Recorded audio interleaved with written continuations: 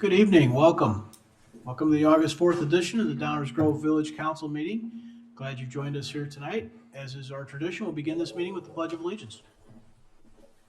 I pledge allegiance to the flag of the United States of America and to the republic for which it stands, one nation, under God, indivisible, with liberty and justice for all. Rosa, would you please call the roll? Mayor Barnett. Here. Commissioner Sadowski-Fugit. Here. Commissioner Gilmartin. Here. Commissioner Tully. Here. Commissioner Davenport. Here. Commissioner Sarver. Here. Commissioner Rowe. Here. Good to see everyone this evening. Welcome all. The audience tonight, if on your right and those counters along the wall are copies of tonight's agenda if you'd like to follow along. Item 3, we have a couple of presentations this evening, one from our Economic Development Corporation and one from Downtown Management. You guys want to wrestle? See who goes first? Come on, Brian. I'm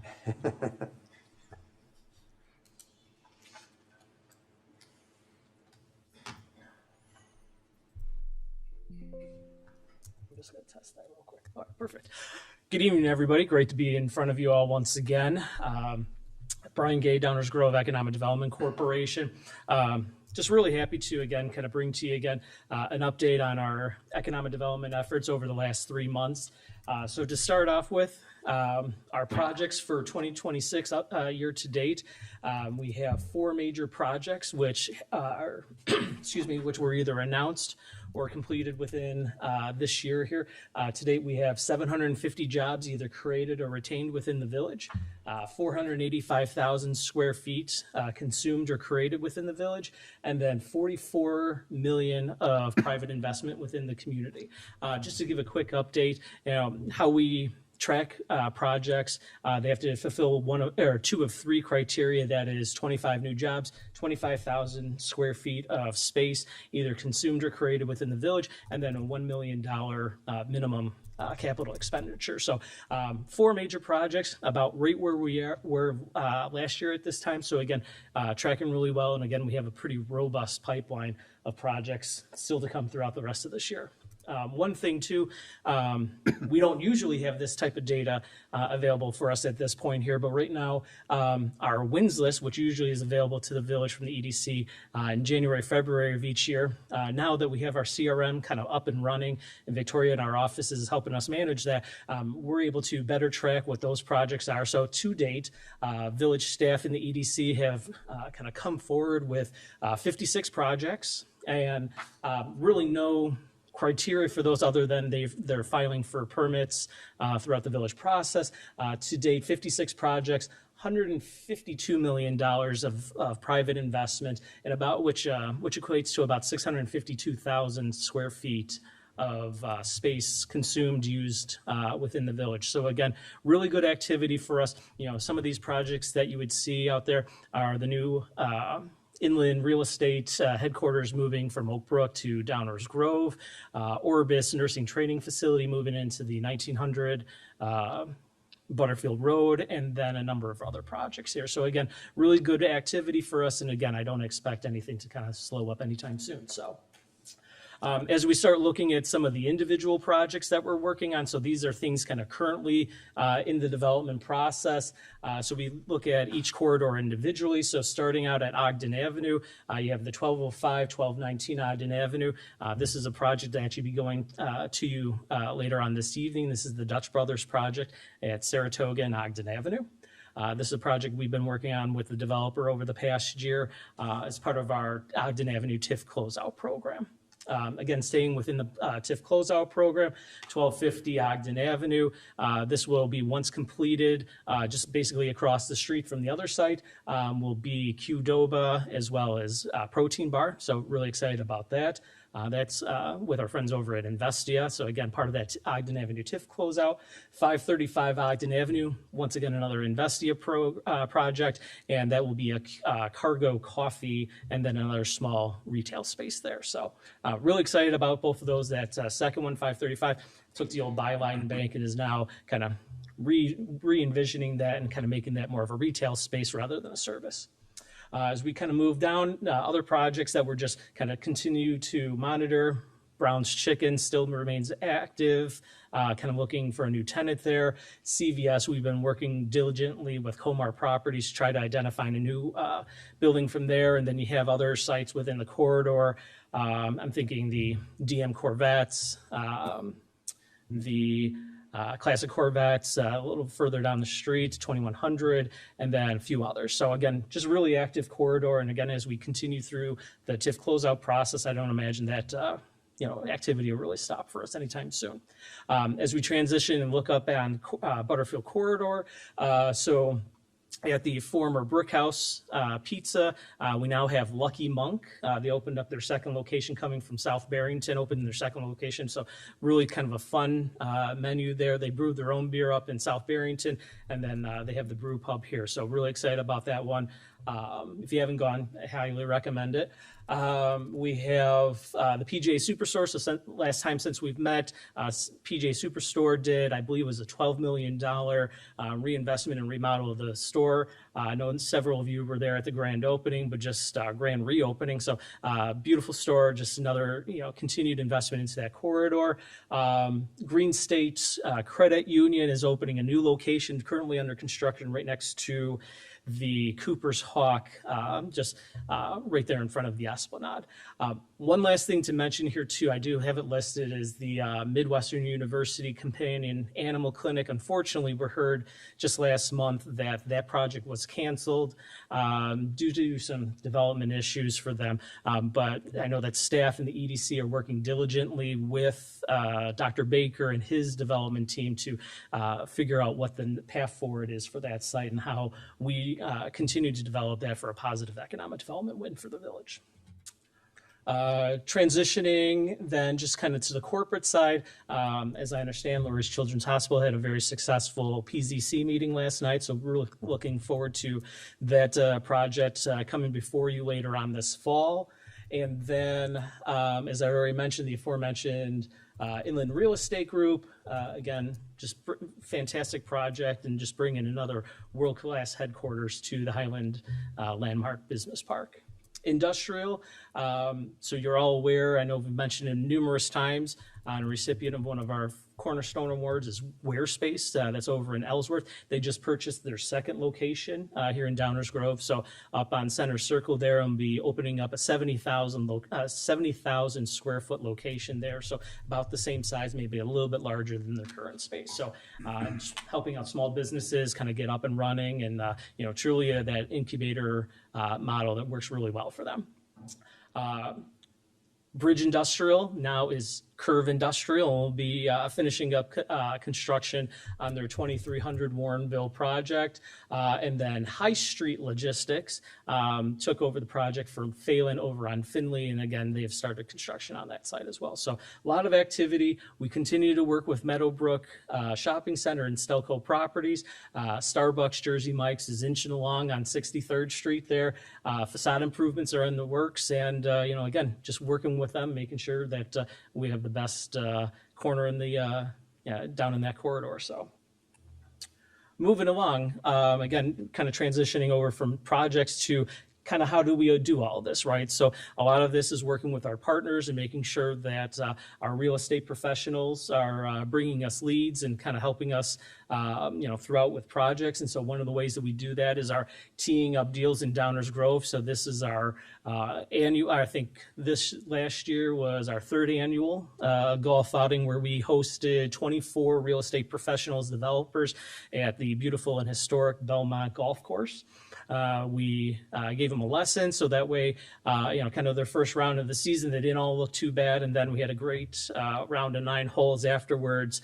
And I think we got one deal out of that program this year. So not quite the 3 that we had last year, but we'll take the one deal. So again, just continuing to keep those relationships up and running. Another way that we do that is through kind of our roundtable discussion. So last year we did a car dealership. This car dealership roundtable. This year we invited 20 different manufacturers and resource partners to Flavor Chem up on Center Circle up there, and again, kind of talk with them through what are the issues that keep them up kind of at night, right? So through our workforce partners, through some of our HR partners, really kind of help them work through some of those issues. And I think one of the great examples of why we do these things is that the conversation was robust, and I think they really enjoyed it, got something out of it. So we'll probably be doing this one specifically, maybe another smaller event in the later on the fall, and then a second round table next spring as well. So again, really went well with us, well received. So again, how else we do this is we also talk about our successes. So, and the best way that we do that is through our annual luncheon. So I hope you all have saved the date for Wednesday, October 14th. This is our big event for the year, 200 plus individuals at the DoubleTree, where we give out the prestigious Cornerstone Award for the best projects of the year. So really looking forward to that. Again, we'll also be special treats celebrating the EDC's 20th anniversary this year. So please make time to join us, and hope to see you all there. Moving forward then through some of our communications and some of our marketing efforts. So as you see here, this is our most recent Spark newsletter. This is where we talk to our small businesses, giving them the tips and tricks of the trade, how to kind of just take advantage of the different marketing opportunities, working with the EDC and our partners.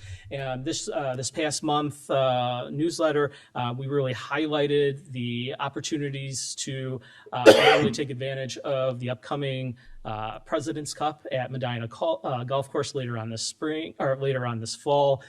Just again, partnering with PJ Superstore, X Golf, and some of our other partners there to really kind of talk about that. And then we highlighted, as we usually do, some of our different resource partners throughout the newsletter. So hopefully you all read that, and there'll be a quiz later on. And then something I know we've been talking for quite a while now, I'm happy to announce that the DGEDC's new website is up and operational. So this was really a labor of love for our team and our marketing partners over at Barcelona Creative Group. And I have to give them kind of a tip of the cap, as well as Lisa Wenzel from our team. They've worked nonstop on the site for the past 4 months, and I think it turned out great. As you can see here, the biggest, the greatest improvement is that there are no pictures of my predecessor on there, and the current mayor is featured on the website. So right up on the top hero page there then too, you see some of our biggest priorities. These are, again, just talking about our partnership with Downers Grove and the planning exercises that took place over 2 years. Guiding DG is prominently featured. Our Dig Deep podcast, which will be restarting later on this summer. Our Spark newsletter, where you can find all that information and kind of connect with resource partners. And then a really cool new feature that we're doing is, again, if we're not talking about our successes, who is. So we'll be featuring some of those prominent programs and how we worked with developers and businesses under case studies to talk about the good way, the good work that our team does, but then how we partner with the village and why we are a premier destination for business in DuPage County. So stay tuned. That's still a little bit under the works, in a work in progress. But again, just really excited to kind of see all these pieces start coming together.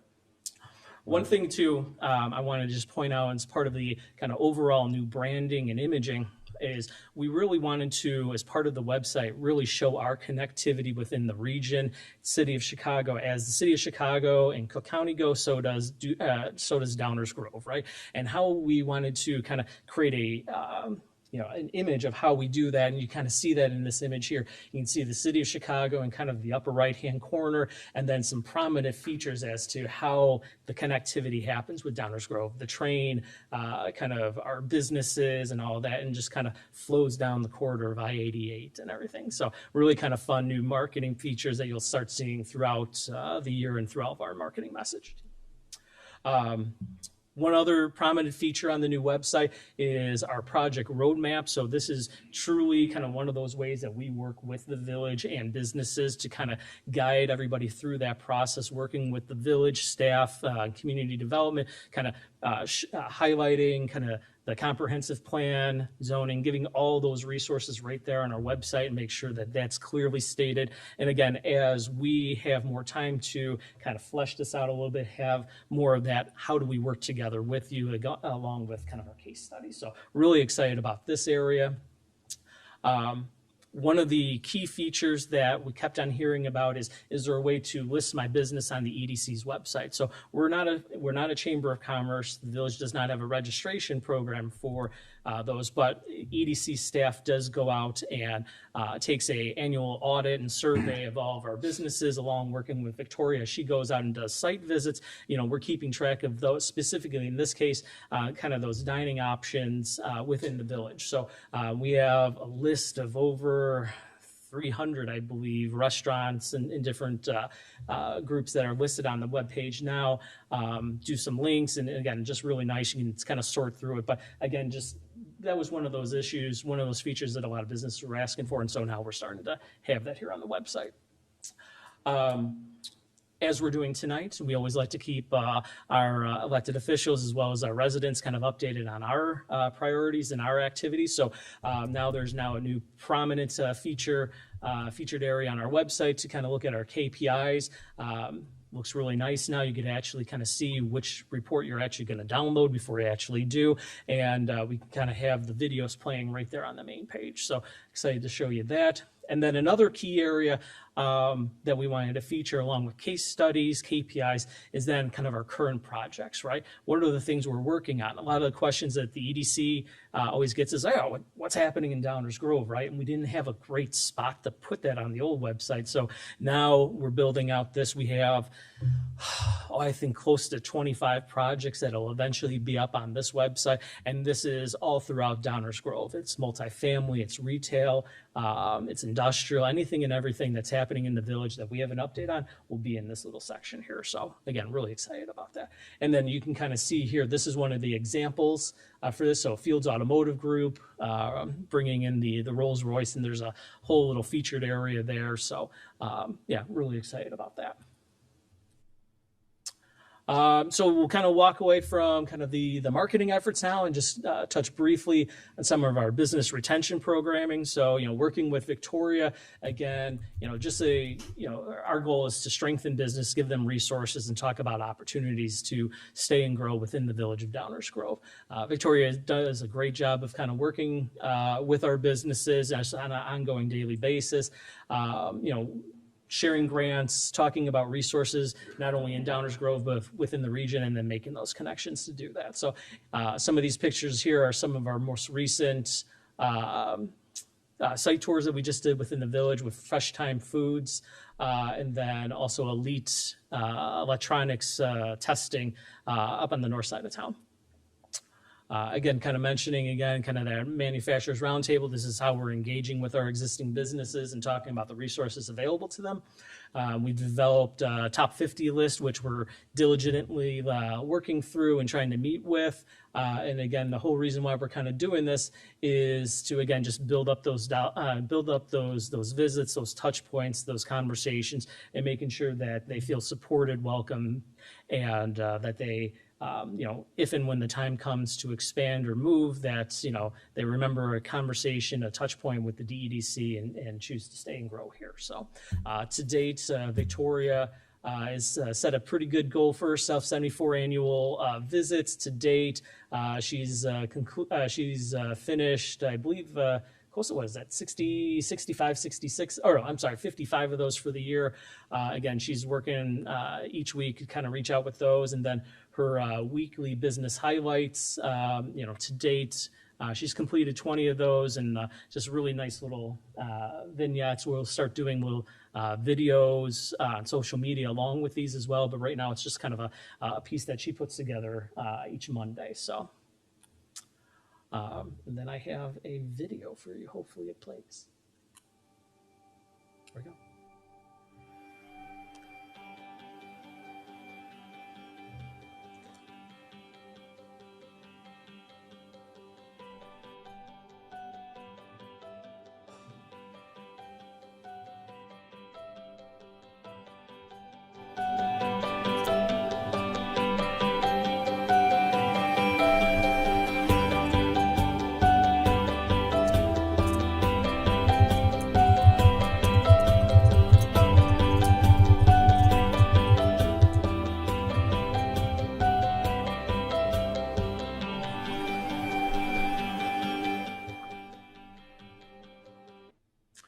So I understand that's a quick little 1-minute video. You can find that on the new EDC's website. But I think what you can kind of get from the gist of the video is that economic development and our KPIs continue to outperform, throughout this past year here. So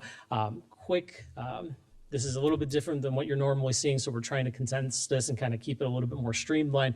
But as you can see across the board, our KPIs, when you look at any retail-related revenues, $3.5 million, which is about a 45% increase year over year. That has to be taken into account with the sales tax increase for the past year. But again, if you look at kind of the adjusted values throughout, Downers Grove, the fact that we don't have a regional mall continued to, punch well above our weight there. So, for April alone, $1.7 million, 16%, almost 17% increase year over year for the month of April. And again, just really exceeding, compared to some of our neighbors. Same with home rule sales tax and non-home rule sales tax. And there's more of these KPIs within the full report, but I didn't want to get too much into the weeds on those. So, but again, all of that new information is on the website, and I encourage you all to go take a look at it. And if you have questions, please don't hesitate to reach out to me. Thank you, Brian. Thank you. Aaron?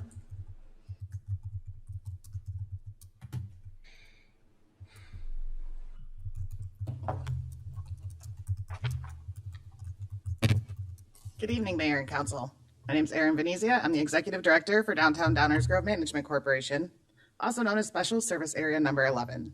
For a little context, SSA Number 11 is funded by the commercial property owners within the downtown district and serves approximately 280 businesses across 170 unique properties. We're pleased to report that our first floor occupancy remains strong at approximately 98%, and we have welcomed a couple businesses over the last few months. Duck Bram at 5147 Washington and Naperville Running Company at 5229 Main. We also look forward to welcoming several new businesses in the coming months. B Sweet Bakery, a unique dual concept bakery and restaurant. During the day, they'll offer fresh baked goods, then transform into a cozy speakeasy style bar in the evening featuring small plates and desserts. Custom Eyes, this is their 9th location and their first in the western suburbs. They combine comprehensive eye care with a premium boutique experience. Glossy Nail Spa is opening at 5117 Washington Street. And Rinaldi's, brought to the Downers Grove by Four Corners Group, will be the company's 3rd Rinaldi's location and its first suburban restaurant. Their target opening is January 2027. The Rec League, which will have indoor and outdoor dining, Trackman golf simulators, parlor sports, lounges, and more. There are a few construction projects that you may have noticed currently underway within our SSA. The Domain on Main is current at 4919 Main Street is currently in progress. These will be luxury apartments for the 55 and older community. First floor will be more than 4,000 square feet of commercial spaces. 5112 to 5120 Forest Avenue is an approved 3-story multi-use building. 4913 to 4921 Forest is an approved 7-story residential building containing 62 residential rental units. Both 750 Curtis and 826 Warren are outside of our SSA, but will have an impact on the downtown. 750 Curtis Street, directly next to the Civic Center here, will be a 138 luxury unit multi-residential building. 826 Warren will be a 20-unit apartment building. The flexible amenity areas in Linda Kunze Plaza construction have started. To help foot traffic continue to flow, we did create a sandwich board to put at the corner of Main and Curtis, indicating that businesses are indeed open during construction. We also created a dedicated page on our website directing visitors to the village's construction updates. The engineering manager, Stephanie Graves, has been very communicative throughout the project, and we do appreciate this. We continue promoting Downtown Downers Grove through a variety of marketing channels, including social media, radio, print, and digital advertising. Our social media continues to grow. Instagram is now at nearly 6,000 followers and more than 12,000 followers on Facebook. We are currently testing an every other week schedule for the previously weekly Downtown e-blast, which will now allow room for event-specific emails. The response has been positive, and our subscriber list remains strong at more than 6,000 recipients. Our website is a great source for visitors and businesses. We have many opportunities for downtown businesses to be listed and promoted. In addition to our business listings, we also have information on events, available properties, job opportunities in the downtown, and weekly food and drink specials. We also have a member page that downtown businesses can have access to. Our 2026 and 2027 Downtown Business Directory is out. If you don't have a copy and you'd like one, you can stop by our office or let me know and I'll get you one. The Wine Walk was held May 7th, and we had more than 450 attendees, 27 wine stops, and 3 snack stops. This was a great success for the businesses and enjoyed by the attendees from 39 different zip codes. Although construction required us to shorten the Friday Night Live season this year, it was still a great success. The bands and attendees had a wonderful time, and we're looking forward to a full season returning next year. You may have even spotted Elsa and Anna walking around the downtown. We kicked off our Loyal to Local program in June, and customers have the chance to be rewarded for supporting local. Each week, we draw a winner for our $50 downtown gift card, and in September, we will draw the grand prize winner. With 4 weeks to go, we have surpassed the total number of cards turned in all of last summer. Part of this promotion is that we provide the participating businesses with the opportunity to answer a few questions for us, submit a few pictures, and we make a social media reel. As we've done in the past, we will continue these business spotlight reels during the holiday season as well. They're a great reminder of the people and stories behind our downtown businesses. Downtown has been celebrating the 250th birthday of America. We had 16 pole banners made to display around the downtown. We hosted our America 250 trivia walk throughout the downtown for the month of July. We've added red, white, and blue solar lights to our downtown planters, and our website has had a page for businesses to highlight Made in America or red, white, and blue products. Our annual sidewalk sale was held July 23rd to the 25th. We had 22 businesses participate with great sales as they are making room for their fourth quarter merchandise. Our office handed out swag bags with Downtown Downers Grove gift cards valued between $5 and $50 to the first 25 shoppers beginning at 10 a.m. on Thursday and Friday. The line formed well before 10 a.m., so we added a few extra gift cards to accommodate the incredible turnout. Everyone else still did receive a swag bag if they came after. According to Placer AI, the downtown welcomed more than 36,000 visits during the 3-day sidewalk sale. So a 2.5% increase over 2025. In addition to the events already highlighted, the downtown has hosted many events throughout the year. A handful of these are hosted by nonprofits in the community. We are continuously working with local nonprofit organizations to help connect them with our community when possible. Our office sells Downtown Downers Grove gift cards, which are good at the majority of the downtown businesses. So far this year, we have sold $25,870 in downtown gift cards. That's slightly ahead of our sales at this point last year. Save the date for the annual Fine Arts Festival, September 12th to the 13th. There's more than 50 artists will line Main Street from Maple to Curtis, and we have a great lineup of musicians as well. And we're looking for volunteers, so if you're interested, feel free to reach out.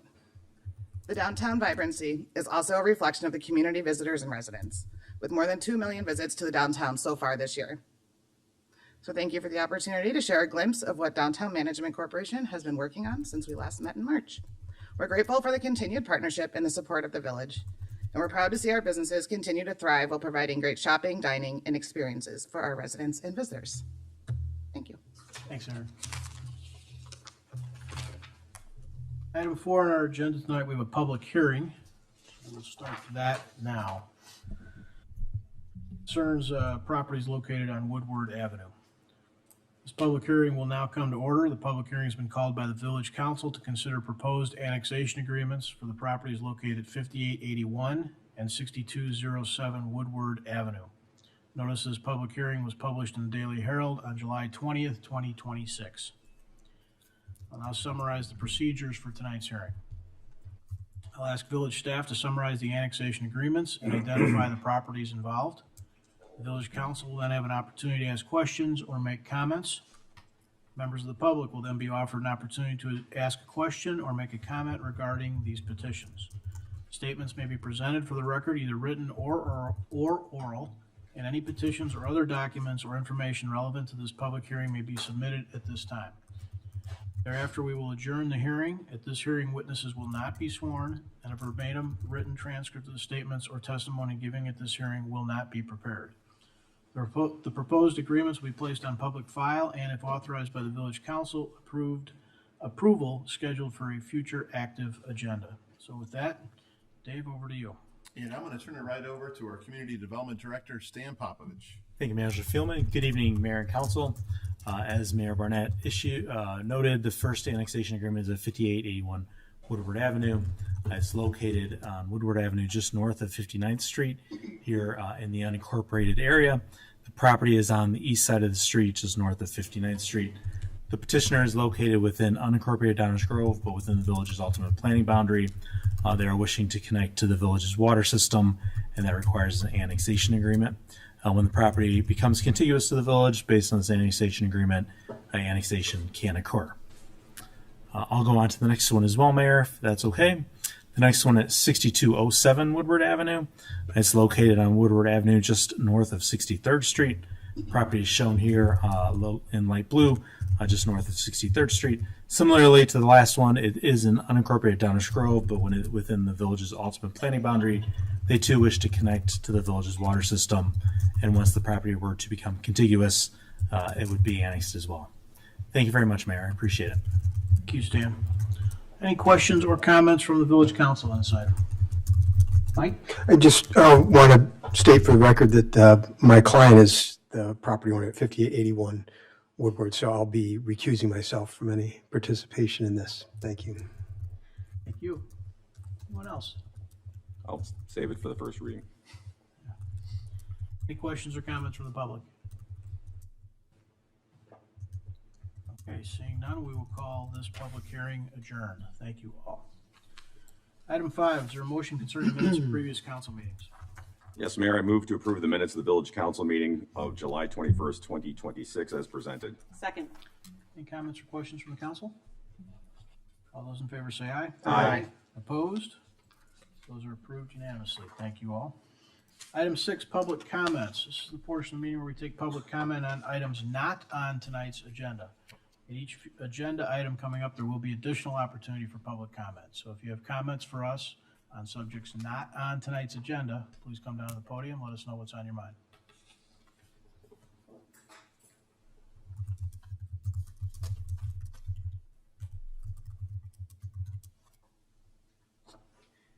My name is Bill Christensen. I was just speaking today. Well, I own the property at 4900 Main Street, which Children's Lurie's Hospital is renting from me and moving in. I spoke with Michael Becker, the director of real estate there today, and I've got pictures right here. Somebody has disposed of telephone poles or electric poles, Commonwealth Edison poles on my property, and they've been there since late spring. I've got pictures of what they look like, and I've reached out to ComEd, no response to find out if they're theirs. I tried to contact the phone company, no response of claiming that they're theirs. So I'm basically asking, do you guys, as the village, are they the village property? You're my last resort to find out who belongs to these telephone poles, or I'm not sure what they're going to be used for. And if there's no response and they don't belong to the village in any way, or you don't have any association with them, then my next step is I have to get them removed because the new tenant is upset, is the least way I can put it. And I don't want to make Children's Lurie's Hospital upset. So you're my last resort. If you guys don't claim them, then I don't know. I'll put them on eBay. I have no idea. I have no idea what to do with them. Somebody dumped them there, and I think they might have just forgotten they did it because it happened late spring, and they're just sitting there. So I don't know. That's it. Make sure that young man in the light blue shirt has your contact information, and we'll circle back around with you. Sure. Thank you for Thank coming. you. Any other comments not on tonight's agenda? Okay, we will continue then. Item 7 is the consent agenda. Is there a motion? Yes, Mayor, I move to approve the consent agenda as presented. Second. All those in favor say aye. Aye. Opposed? That passes unanimously. Item 8 is our active agenda. This is the portion of the meeting where we take up items on which we plan to take action tonight. That means these items have been discussed at least one time before, often many times before. Again, these are items we plan to take action on this evening. This is not the first discussion of those items. Is there a motion concerning rezoning? Yes, Mayor Barnett, I move to approve and adopt an ordinance rezoning certain property located at 4908 Cross Street as presented. Second. Are there any audience comments or questions on the rezoning on Cross Street? council comments or questions? All those in favor say aye. Aye. Opposed? That too passes unanimously. Item 9 on our agenda is our first reading. This is the portion of the meeting where we take up on items on which we do not plan to take formal action tonight. That means these items are for discussion only. These may be items we're talking about for the first time tonight, or items where the continuation of the discussion prior.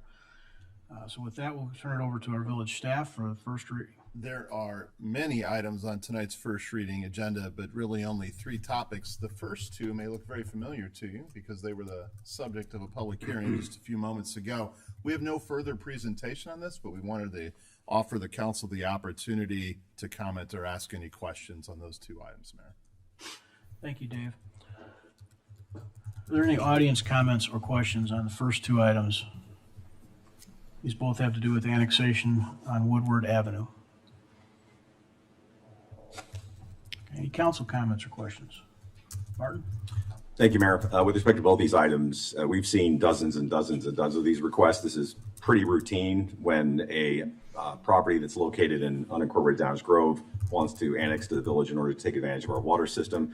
There's a procedure for that. We've done this multiple times over the last 20-some years. This is pretty routine, so you no reason not to support it. Thank you, Mayor. Thank you. Any others? Okay, we'll continue. Dave, if you would please take the balance of the items as kind of one subject matter. That sounds like a great idea, and Stan is prepared to walk through all 6 of those items that all have to do with what we've been referring to as the Dutch Brothers proposal. Stan. Thank you, Manager Thielman. Good evening, Mayor and Council. Tonight, for consideration is a plat of vacation, a plat of subdivision, a planned unit development, a zoning map amendment, and a special use for entitlements. And there's also a redevelopment agreement on the agenda as well that I'll be presenting on in its entirety. So the 1205, 1219 Ogden Avenue location is on Ogden Avenue, just a little bit west of Main Street. Specifically, the site is on the south side of Ogden Avenue between Saratoga and Linscott Avenues. The area around the property contains various commercial and governmental uses, including Herrick Middle School, Downers Grove Township, a Chipotle, a Starbucks, a Jewel, the Chase Bank, a Baked Apple, and then, as Mr. Gay presented earlier, multi-tenant redevelopment there at 1250 Ogden Avenue. Currently, the site includes 2 lots of record at 1205 Ogden and 1219 Ogden, and then a public alley that runs east-west that connects Linscott to Saratoga. The subject site has multiple access points. There are 2 full access points from Ogden onto the sites. There's full alley access on Linscott, full alley access off of Saratoga. And then also on Saratoga, the 1205 property contains one large curb cut. And in essence, this on Saratoga, it really acts as a single access point that is about 62 feet wide.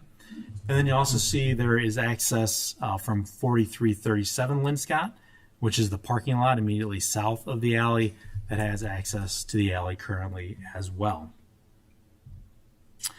On Saratoga, the intersection of Saratoga and Ogden, each direction on Ogden has a 1 through lane and 1 through and right turn lane. And then on Saratoga, there's 1 on both directions, 1 combined through lane and a right turn lane. Both of these intersections and all 4 of these lakes also have dedicated left turn lanes. So you'll see on the Ogden eastbound side, that turn lane actually extends through the Linscott Avenue intersection with Ogden Avenue. The Saratoga access and turn lane there off of northbound Saratoga extends into sort of that combined curb cut onto Saratoga with 1205 Ogden and the alley there as well. The petitioner is proposing a plat of vacation and a plat of subdivision. What this would do would be to create 2 lots. You'll see lot 1 on the west side or left side of this image and lot 2 on the right-hand side of this image.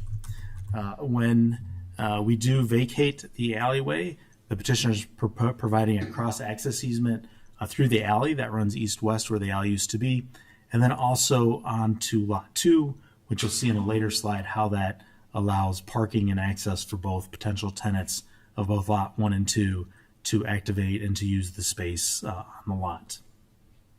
And then this cross-access easement also allows the property owner at 4337 Linscott an opportunity to use the alley as they have been in the past.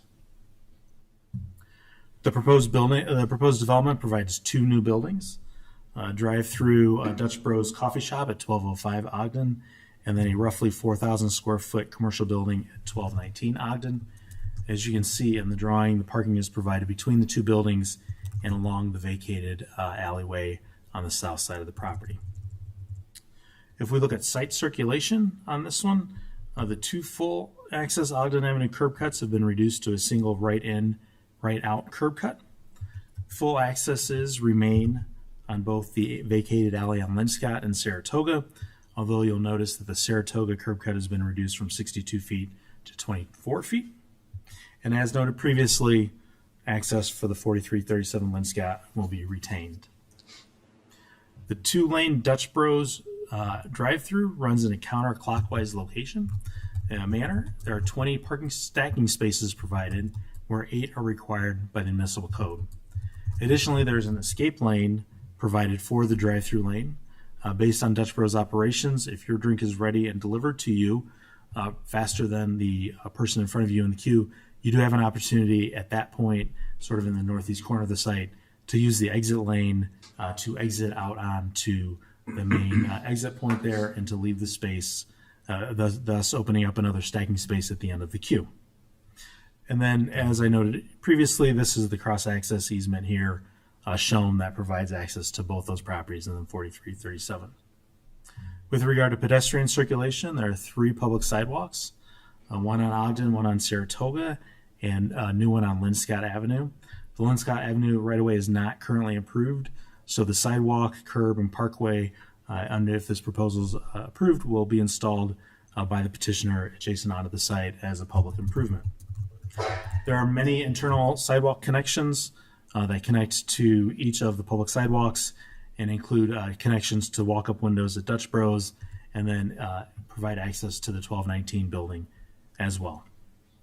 The petitioner is providing an 8-foot solid fence south of 1219 Ogden Avenue. The fence is provided to provide screening and a separation from residential property located at 4339 Linscott, which is immediately south of the parking lot at 4337 Linscott.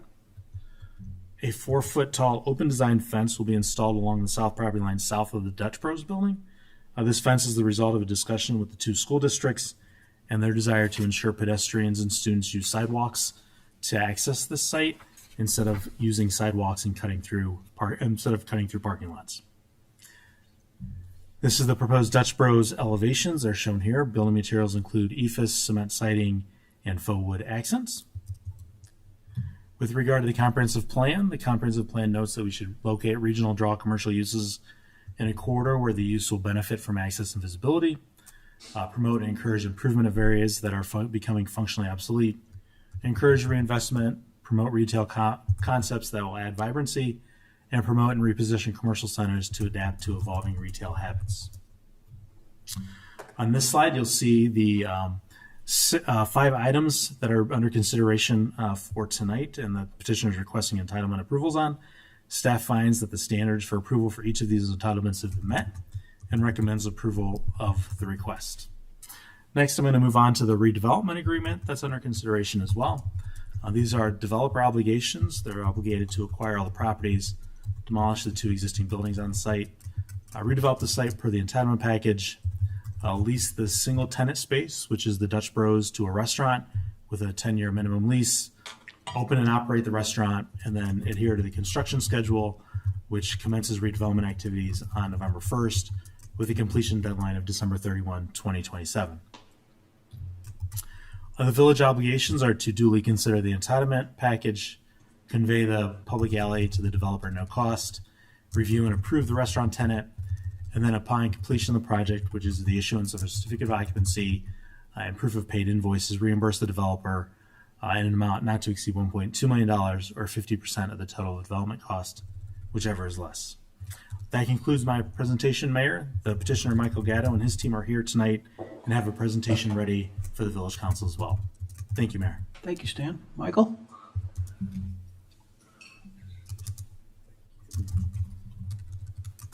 Good evening, Commissioners. Michael Gatto on behalf of Excite Real Estate and Dutch Bros.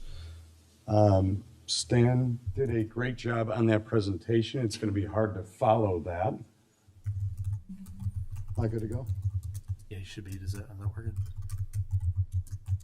As mentioned before, we are proposing to demolish 2 existing structures that are wholly vacant and have been vacant. The Welsh Engineering Building has been substantially vacant for a decade or so, and the RE/MAX site has been vacant for 12 months or so. We are proposing to build a Dutch Bros on the eastern portion of the site, and on the western portion of the site, we are proposing to build a residual, on the residual land, a roughly 4,000 square foot multi-tenant retail building. We are planning on doing this in 2 phases. The first phase will be demolition of the entirety of the site. It will be all of the site work necessary for both pads to be developed in the future. And it will be building the Dutch Bros and stabilizing the Dutch Bros. Phase 2 will be the residual 4,000 square foot building along the western portion of the site. This is the stabilized site plan upon completion of both phases. These are the building elevations for the Dutch Bros in phase 1.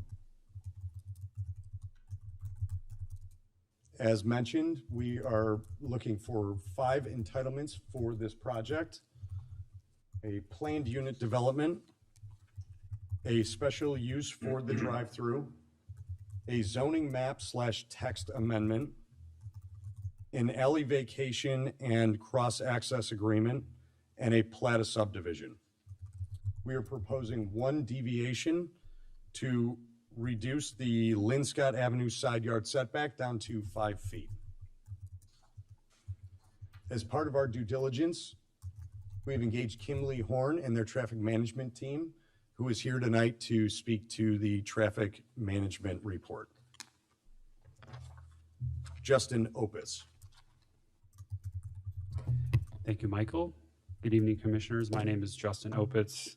I'm a transportation professional with Kimley Horn, and we prepared the traffic study for the proposed Dutch Bros and retail building. So the traffic study was prepared in line with state guidelines, or the Illinois Department of Transportation guidelines, and we used empirical data. So that is data that was collected from comparable Dutch Bros locations to estimate traffic and circulation at the site. So we collected and analyzed data during the typical morning weekday rush and morning or evening rush periods, as well as the afternoon school pickup associated with Herrick Middle School to the south. We also analyzed Saturday midday rush period when people are out typically running errands along Ogden. So to make sure we covered our bases, we also collected data at 7 Brew, which is located in Naperville along Ogden Avenue to the west. And what we noticed is that the vehicle counts at 7 Brew exceeded those of Dutch Bros. So in order to provide kind of a worst case or conservative scenario, we utilized those numbers in our traffic study. So based on our analysis, the site plan that we've gone over today is projected to accommodate the traffic demand with no spillover anticipated to the adjacent rights-of-way. So our traffic study does provide a lot of detailed information related to drive-through queuing, but I think it's most helpful to kind of step through what we expect for this site based on what we observed at the 7 Brew in Naperville. So as can be seen on the screen here, what's being shown to you is the max queuing that we observed at 7 Brew during 15-minute periods throughout the busiest hours of the day. So you can see on the left side of the screen, it starts at 8 a.m. in the morning. So that 8 to 9 a.m. was the highest period in the morning that we observed. And in those 15-minute bins throughout that hour, the maximum queue we noted was 15. I'd also like to point out that we do have 20 stacking spaces on the Dutch Bros site. So as we move into the afternoon period, starting from 2 to 3 p.m., the maximum queue we noted at that time was 23 vehicles. So while we do have 20 stacking spaces on our site, we have additional space outside of the vehicle stack to store up to, I think, probably 7 to 8 more vehicles before we're even close to the adjacent public right of way. And then as you move past that 3 p.m. hour, 3 to 4, you'll notice the queue starts to go back down to around 15. And this is because as you move later into the afternoon, less and less people are purchasing coffee. And this is just visually depicting what I just described to you. So this is the site plan. Again, you'll see that red line. That is the AM maximum queue imposed over the Dutch Bros site plan. So that's roughly 15 to 16 vehicles. The green line would be that 23 vehicle queue. So all of this contained wholly on the site.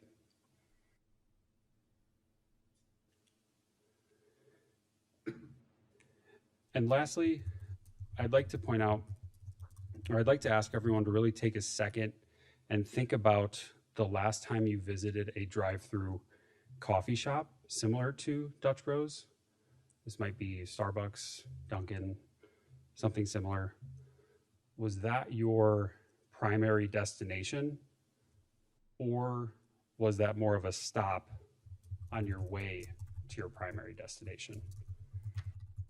Perhaps some it's their primary destination, but for most people, coffee shops like this are a stop on the way to your final destination.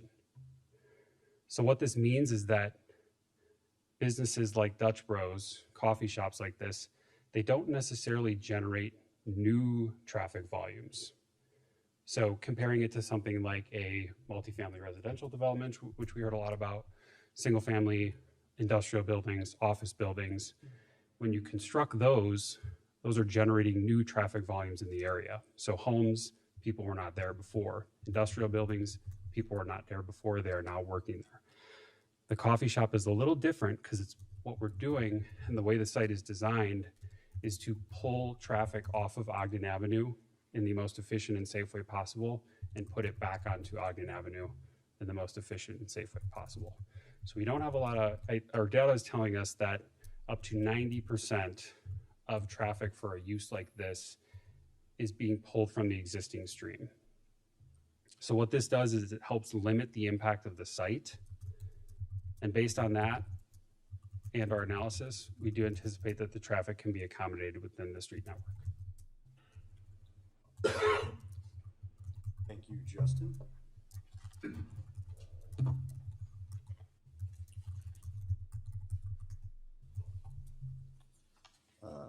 Moving on to the neighbors. We conducted a neighborhood meeting. We only had the residential neighbors to the south attend. Residential neighbors to the south on Linscott, directly adjacent to the dental practice. They had three main concerns. The first was traffic, and the second was because they are a single family home, it was the effect of the lights, the headlamps in their yard and in their home, and then the noise.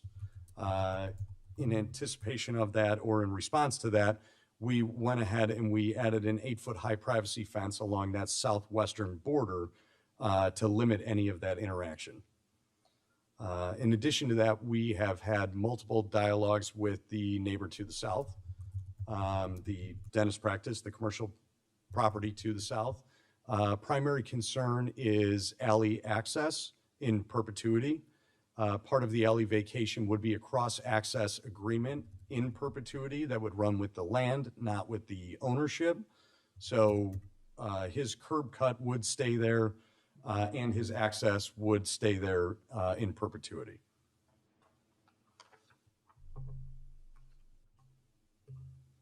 Next, I'd like to touch on the Dutch Bros operations. We have Ali Lati here from Dutch Bros to touch on that. Hello, my name's Ali Lottie. I'm the business coach for Dutch Bros Coffee. I've been with Dutch Bros for 15 years and I relocated to the Chicago area in February. I actually live in Naperville, so just about 15 minutes away from here. And I want to kind of walk you guys through what Dutch Bros is if you haven't been yet.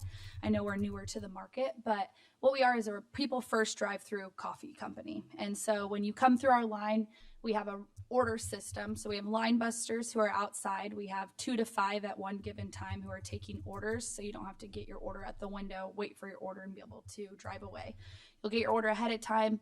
The people inside will make the drinks and have them ready before you get to the window. As they touched on earlier today, we do have a running system as well. So say your drink or there was a holdup at the window, we have people that run the drinks out to help get the customer through the window efficiently. And then we are grab and go coffee. So we have coffee, we have a few grab and go items to make it quick service. If you're on your way to work, you can grab a food or a beverage item and head right out the door, trying to keep that interaction quick and fun, getting to come to Dutch Bros. And then we also have a walk-up area, so you can walk up. You don't have to have a car, but I would say most of our traffic is in a car, quick service. They want to come, mobile order, pick it up, and head off to work. And so we do have that walk-up area, which you'll see on the plans. It's an awning, and we, if the city allows it, we have some tables, picnic tables that people can sit at as well, and get their order from the walk-up window. And so that kind of walks you through what the process of it is and what Dutch Bros is. But I'd be happy to answer any questions later on of what that operations looks like. Thank you. Thanks, Ellie. The two people who just spoke will be here for questioning later on. We've been hearing a lot too about Dutch Bros versus Seven Brew and the correlation between the two. They both sell coffee, but they both sell coffee and operate in very different ways. Dutch Bros is a corporately owned, publicly traded company that manages over 1,200 stores throughout the marketplace. So two kind of distinct differences that I'd like to touch on here, and we've enumerated a lot, and I'm sure there's more that Allie can touch on too, but they're two big ones from a resident standpoint in the local community is they have standardized procedures across 1,200 stores. It's very different than a franchisee who's only opened 5 or 6 different stores in an area. They have all of that operational data that they can pull, and they can streamline their processes. In addition to that, their financial backing is significant, and it's very different than a franchise situation. So a publicly traded company has the financial wherewithal to go to a submarket and expand at a rapid clip, whereas a franchisee they can only expand at the pace of their own internal capital. Obviously, the publicly traded company is going to be able to expand at a much faster clip than the rest of them. And I will show you the next few slides will depict that very much so.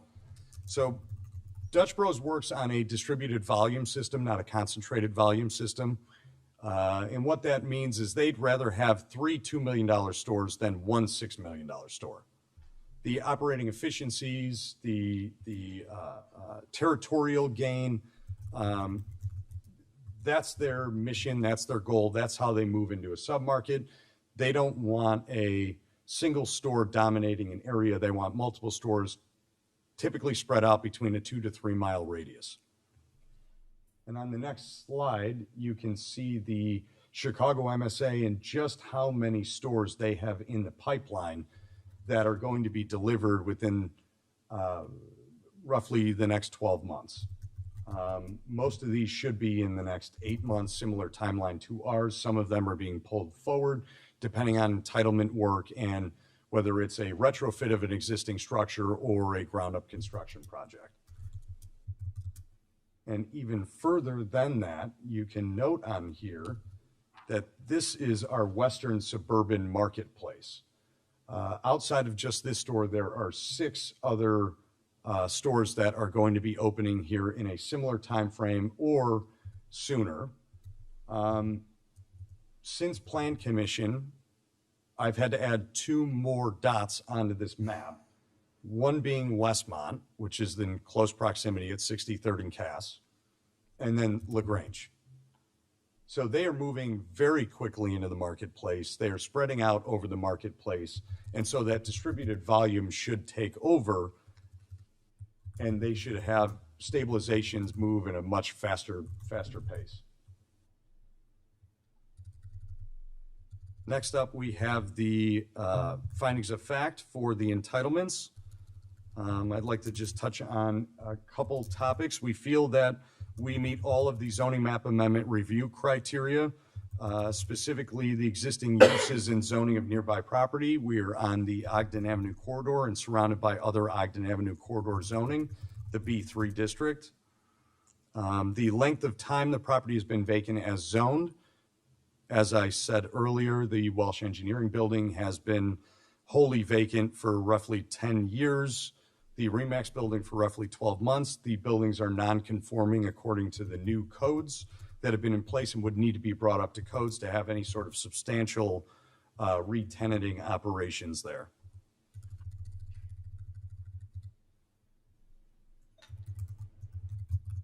The planned unit development review criteria. The public benefits equal to or greater than conventional zoning.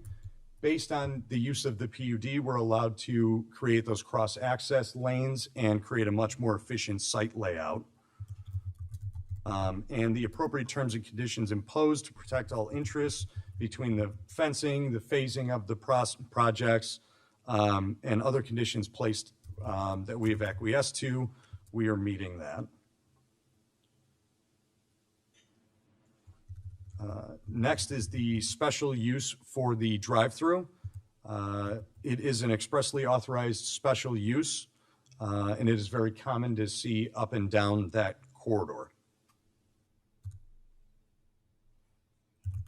We feel we meet all of these criteria. On the plat of subdivision,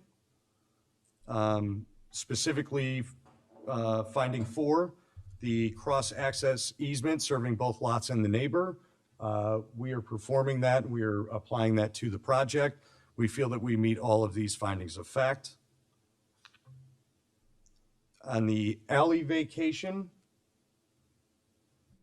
we have the written consent of 2 abutting property owners. We feel it's no longer necessary for public use, especially with the administration of the cross-access agreement. We are maintaining the public utility and ingress-egress easements. And although we are not providing any compensation, we are dramatically improving it.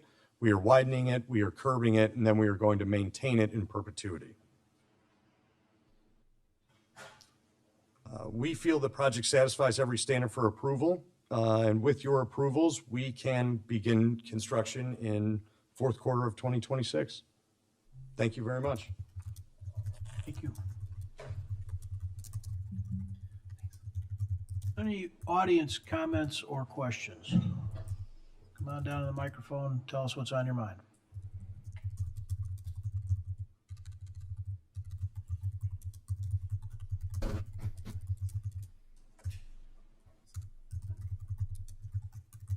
Hello, my name is Renee Mazur. I live at 4248 Saratoga. And when I look at the other properties that are proposed to have the Dutch Bros built, they're large shopping areas. This area that we're looking at Ogden and Saratoga has very minimal parking. The access of just Ogden Avenue could be difficult for traffic to move through that area, since Saratoga is, Ogden Avenue is only 4 lanes, really, with turn lanes, right? And then Saratoga is also just 2 lanes with 1 turn lane at the lights. And they get really, really backed up. Now, I don't know what the comparison is to 7 Brew, but when I travel to Naperville and I do see the one at Iroquois and Ogden, I see 50 cars wrapped around into the industrial office area. And that concerns me. I've seen video of the Melrose Park location, and that's in a shopping center. It looks like the Darien property is on the Walmart property, perhaps, on 75th Street. So we're talking large shopping centers that can accommodate that kind of traffic. So my concern, of course, is for safety. I have to pick up children at Herrick, and it's quite the event, right, every day. And the traffic does get backed up already. So I did notice that there was a comment, there would be no queuing on Saratoga. So would there be an entrance on Saratoga? Is there any way to? Yes. So there is an entrance. Yes, to the lower right-hand corner of that screen. So they would take the alley. Yes, that is one of the 3 access points of the site. Uh-huh, okay. So I don't know how you would avoid any queuing of cars on Saratoga. So I'm just saying that I believe that it's, you know, there's a senior center there where there's people walking, there's children walking, there's high school students walking, and I'm just very concerned that that area is just not large enough to accommodate this type of business. Thank you.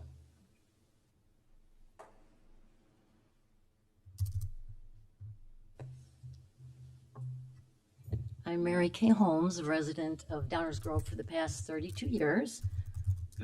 I appreciate the opportunity to be able to voice my concern before you about the Dutch Brothers proposal and the anticipated traffic at that corner, Saratoga and Ogden. And I also appreciate your dedication to our village and specifically to us seniors.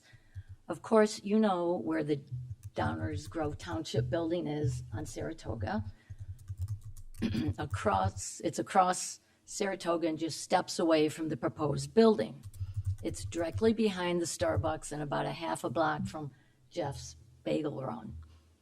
Adjacent to the township building is the popular fish food pantry and our senior center. Happily, this is a very active senior center with activities and support groups, including $5 lunches on Tuesdays and Wednesdays. Activities are scheduled all day long, 9 to 5, Monday through Friday, and many of these activities draw 30 to 40 to 50 seniors. As a matter of fact, here is this month's program guide if you'd like to take a look at it. Our seniors are in and out of this parking lot all day long, and considering the amount of anticipated traffic on Saratoga and at that light, we would hate to know that any of our township seniors decide to forego any activity because of potential anxiety due to the traffic congestion from the Dutch Brothers customers. There are numerous medical studies that cite the importance of community for good health, as important as sleep, exercise, and good food. The significant value of community for our seniors cannot be stressed strongly enough.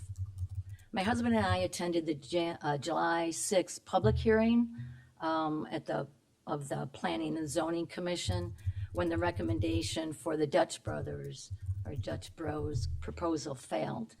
And what really resonated with us is the sense that the developers were trying to force a square peg into a round hole, that the site is poorly suited for that business, and we hope that they are able to find another site here in Downers Grove. Now, I'm not implying that any of you are seniors, but we invite all of you to stop by and witness the warmth of the community at our township senior center where, wink, wink, the coffee is free. Please consider the well-being of our seniors as well as the fish recipients. And by the way, Meals on Wheels for our residents is staged out of that building too. So we would hate to lose any of our volunteer drivers because it would be too much of a hassle, too difficult to get in and out of that parking lot. So thank you, Mayor. Thank you, commissioners. And a big thanks to our fine village staff. Would you like this?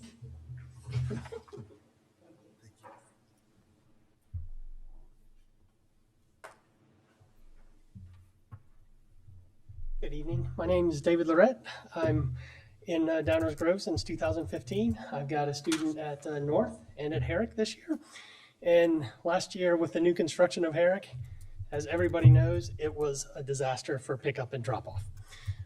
I know there's probably lots of blame to go around about District 58 doing things, not doing things, but the queue for pickup and drop off at Herrick on Saratoga is risky. There is no actual crosswalk for the students to go across Saratoga to the shopping malls from the school.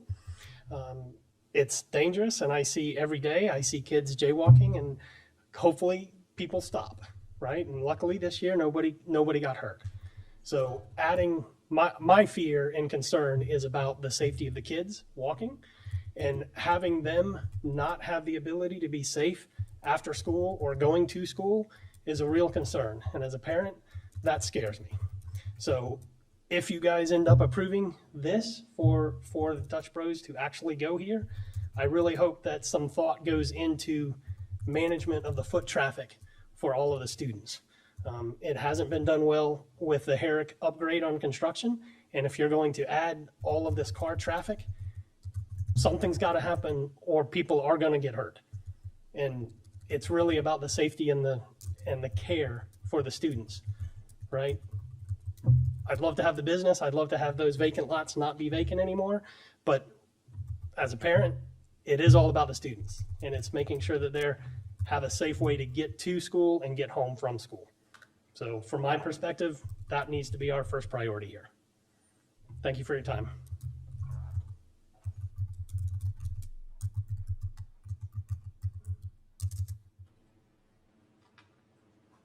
Hi, Laura Temple, 30-plus year resident. I live just a few blocks from there. This is great on paper. It all works. But if you have ever, like me, accidentally found yourself trying to go on Saratoga at Herrick pickup or drop-off time, it is almost impassable. It is just minivan lined up because they can't get into the Herrick lot, and so they're queuing up on Saratoga. Kids darting across the streets. It is a nightmare. And I think that either try to picture it, or in a few weeks when school starts, head over there and sit there at pickup and see what that would actually be like. I mean, I don't think people will be able to get into Dutch Bros off of Saratoga during pickup and drop off, because that alley will be blocked even when you put the don't block, intersection sign up. It looks dangerous. It feels dangerous. It is a mess. And I just think that data is missing from the pretty picture that is painted by the diagrams up there. Thank you.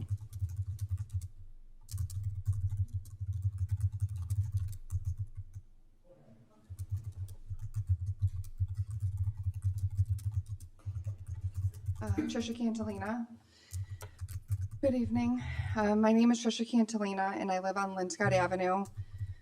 I am the house that he is talking about.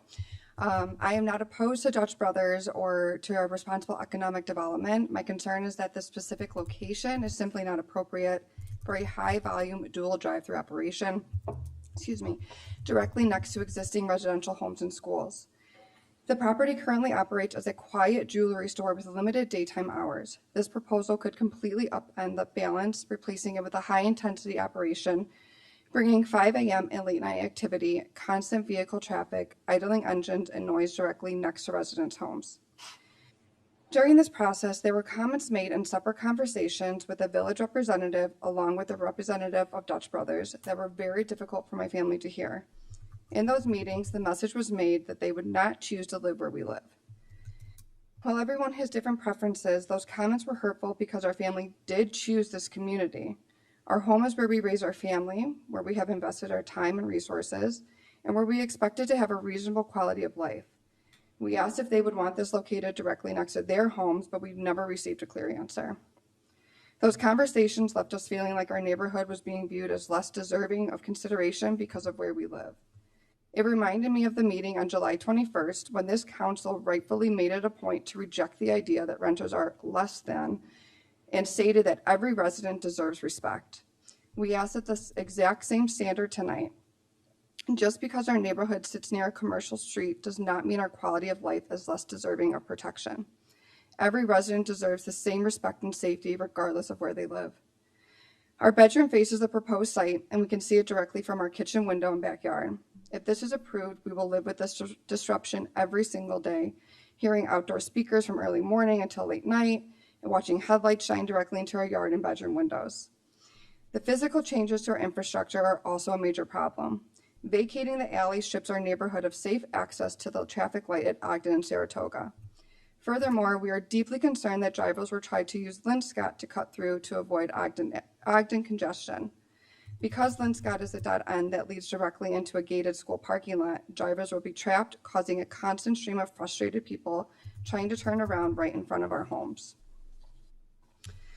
We actually had a conversation with the developer regarding their plans to mitigate the noise, headlights, and business hours, but absolutely no agreement was reached, and there was no follow-up conversations after the fact. Despite how close this development is to our homes, there are still no meaningful barriers or mature landscaping to reduce the impact. It was mentioned just a moment ago, at 1219, they were going to add a fence, which that is not where Dutch Brothers is, and that's not where our house that is affected by it. So that fence would do absolutely nothing to help us in any way. On top of the impact to our neighborhood, this area is a major walking route for local students heading to Herrick Middle School and Downers Grove North.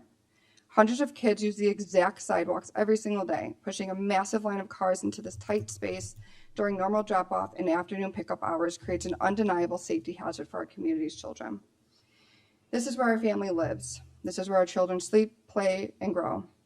The concerns we are raising are not just from one household, but more than 800 residents signed our petition because they agree this location is a mistake. Growth should not come at the expense of the residents who are already here. The Planning and Zoning Commission carefully listened to these exact facts and voted 5-1 to recommend denial of this project. They recognize that this site plan simply does not protect our community. We respectfully ask the Village Council to uphold the Planning Commission's recommendation, protect our neighborhood, and vote no to the proposal. Thank you.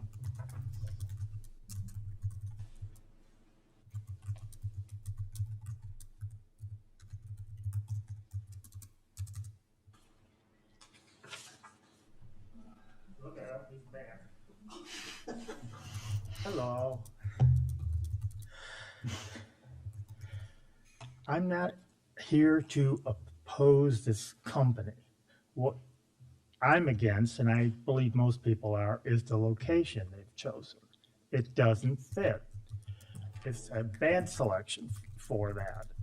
I live at Oak Tree Towers. I go up and down Saratoga all the time, every day.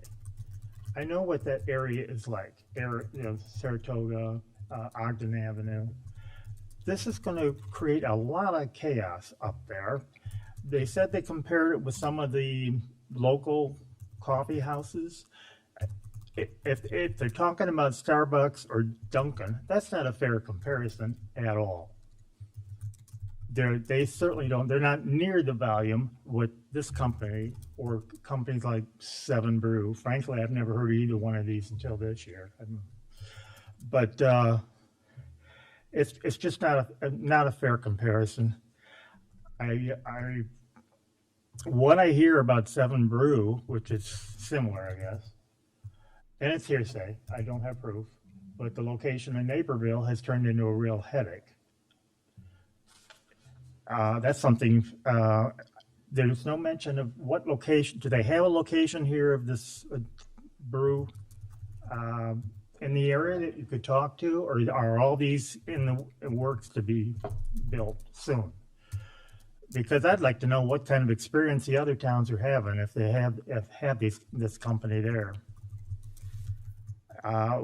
There's a lot of conversation out in town about this. A lot of people are nervous about it, including me. It's a different kind of company. And Andy's Custard, which we recently, they opened up on Ogden. Same kind of premise, I think. What I heard, a friend witnessed it on Sunday. The lot was packed, and they were parking on Ogden Avenue. They were so busy. We don't need that intersection of Saratoga and Ogden. That's a busy intersection to begin with. And as others have said, there's parking I've seen where Saratoga, if I'm coming up towards the Jewel, there's cars parked along the east side of that. And it's a tight fit to get through there just to get up to Ogden. Frankly, I don't know if they've ever looked at it. if they want to locate in our town, look down there at Lamont and 75th, northwest corner. There's acres of blacktop down there, flat blacktop parking lot, never used, even with the holidays. That's a busy intersection. That would be Lamont and 75th. Very visible for the intersection there. Lots of room to spread out and circle around your wagons as many times as you want to. But it's not good. Where they want to locate now, it's going to be havoc for everybody. It's going to back traffic up, and we don't want it. And I want to see us, committee, start concentrating more on what's best for the community and less on what's best for the developer. To see too much of it. Thank you.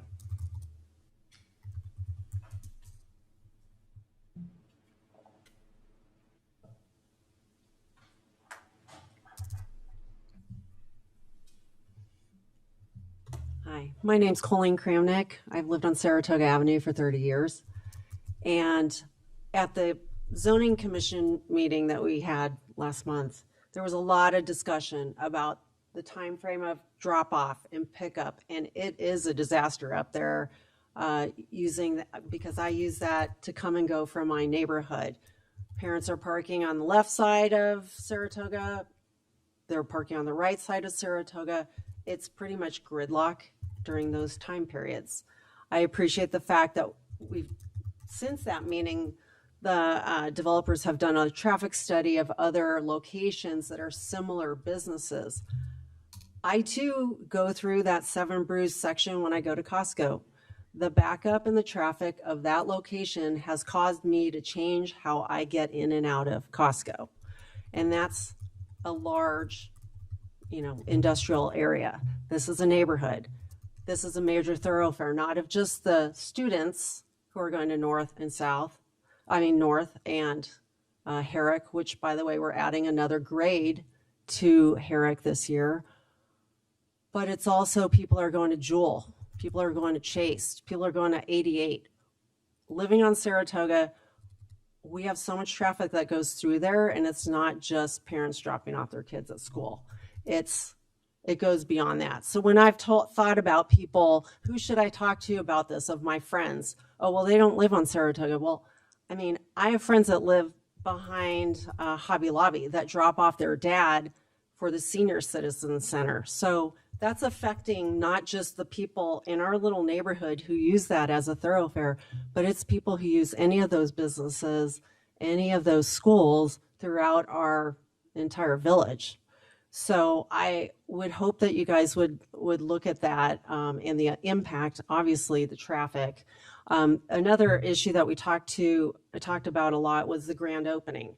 And the Dutch Brothers person had mentioned that there's going to be a lot of traffic during the grand opening, but around 6 weeks later, that's going to drop off.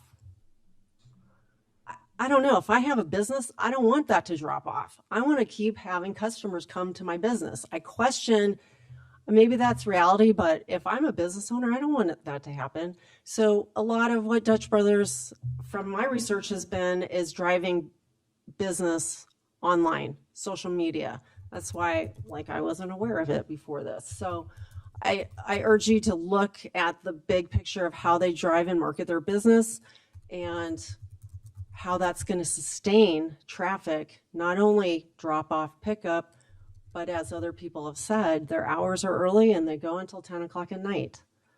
I'm worried about the kids going to school there and going to get drinks and having, we have 16-year-old kids that are driving through there. I would hate to have, someone who's new to learning to drive going through such an impacted traffic congestion area. So just some food for thought. I really hope you guys listen to all the people that live in the area and live in our village and deny this. Thank you.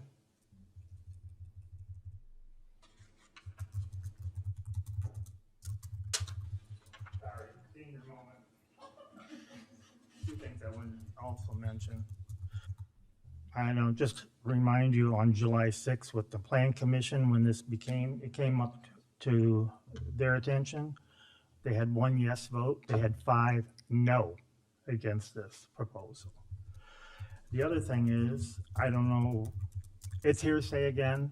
I was told today, wasn't aware of it, there was a petition going around town, and I've heard that there was 800 signatures on that. Did you all get, has that been submitted to you folks? A petition? We're aware of it, Scott.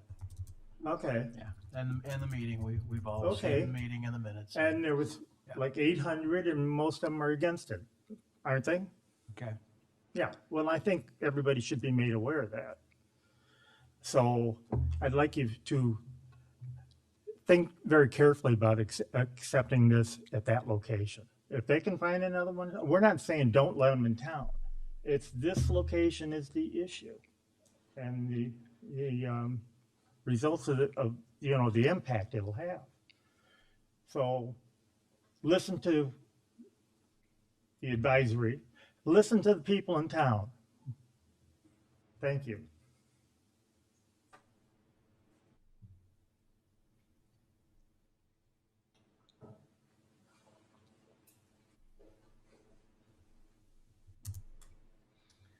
Good evening, everybody.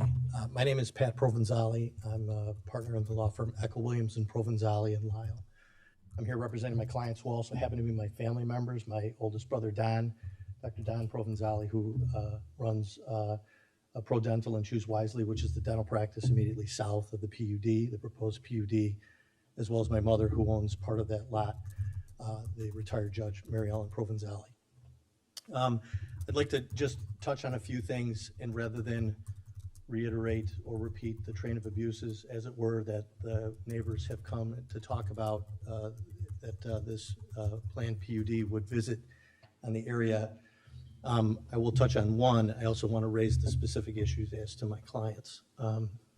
So as to what the community members have raised that my clients share, and the word disaster being repeated is obviously not a good one for the neighbors to be sharing about how they feel about it. I would submit to you that the traffic study is problematic on a couple of really material angles. First, as the first neighbor who came to share her observations about the area and the impact and what she thinks is going to happen in the area, the comparables of the sites that were looked at to this site is not there. They're different locations in terms of larger parking lots, larger retail strip mall areas, not a sandwiched, really compact location that's on the corner of a very busy intersection that really has little movement for traffic in the area. The traffic study also is, I think, flawed to say, to the extent that the gentleman mentioned, that it's not changing the volume of traffic because it's not necessarily a destination location for people. While that may be true, it's definitely going to change the concentration of traffic and the amount of traffic that's going to be located in that specific area, as opposed to other areas that traffic is not going there now because there's no such similar business there. And lastly, what I think everyone is saying from a community standpoint, there's been no study impact on pedestrian traffic in that area. And the pedestrian traffic is the most vulnerable population because everyone knows the schools there and the amount of pedestrian traffic that those students who live over in the condominiums across the way over by Dorhofer or live in Orchard Brook or in the neighborhoods in that area are crossing to and from Ogden Avenue on Saratoga all the time. And with the ingress, egress, or at least ingress, I'm not sure what is proposed, from Saratoga westbound into that alley, that's going to be problematic for those children. It's a risk. I think it's a health and welfare situation for them that should be studied, that no one's weighed in on. The traffic study didn't do that, and I think they certainly could have if they wanted to. All those things being said, specific to my clients, to my family's operation and the dental practice there, it's a patient population issue for them. The rear lot that Mr. Gatto had mentioned was still going to have an access from this cross access point.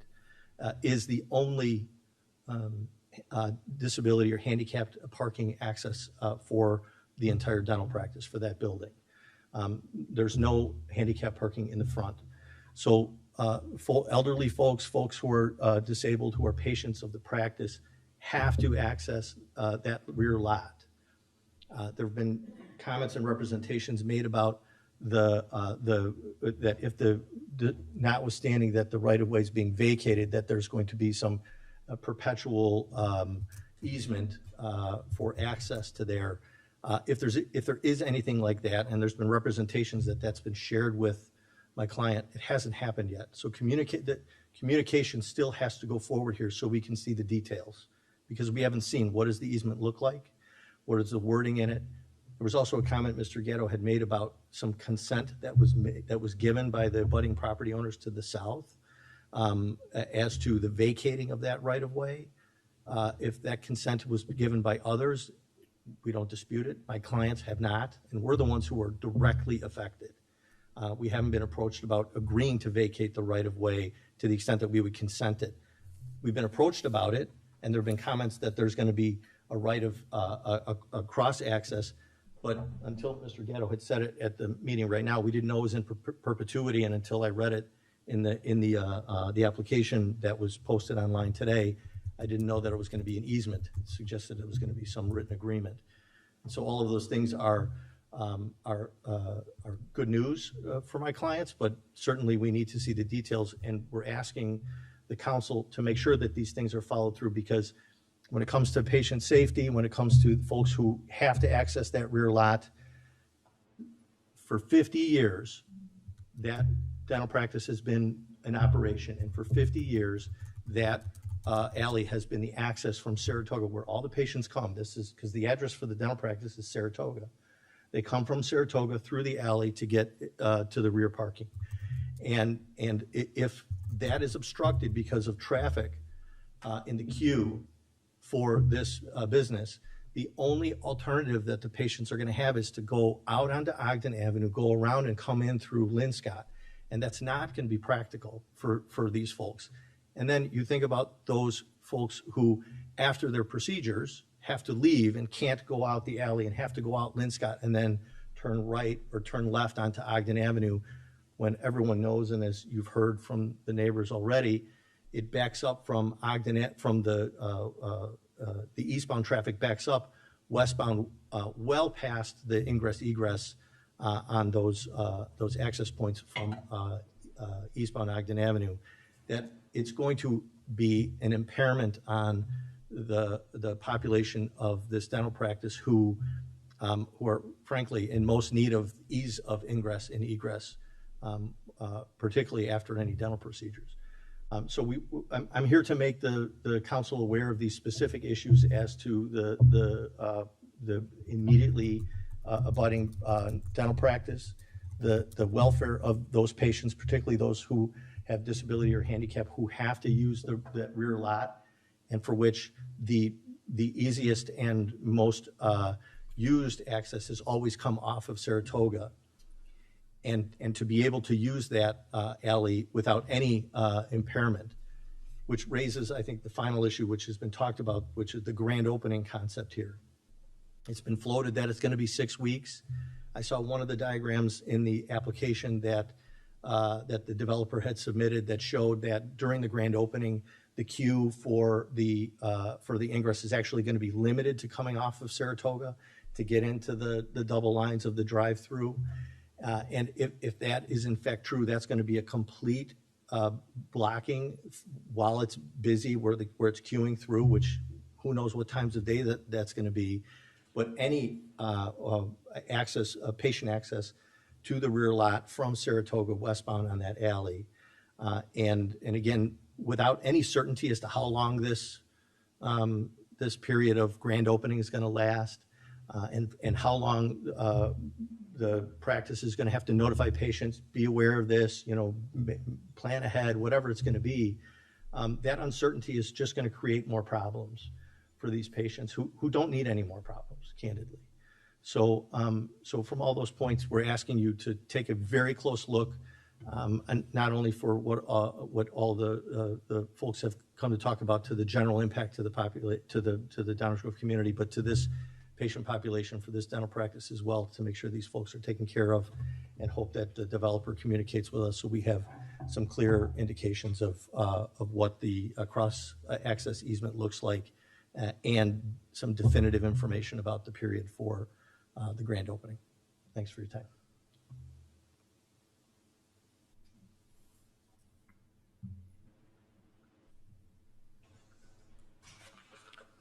Any other comments on this item?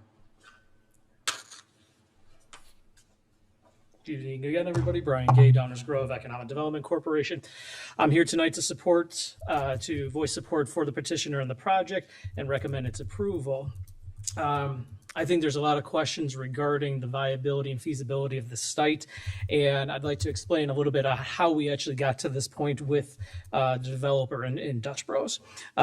So regarding how we got here, in 2023, shortly after I started with the village, we developed, along with EDC staff, executive board members from the Downers Grove EDC, village staff, we developed the Ogden Avenue TIF closeout plan and specifically identified this site as one of our priorities.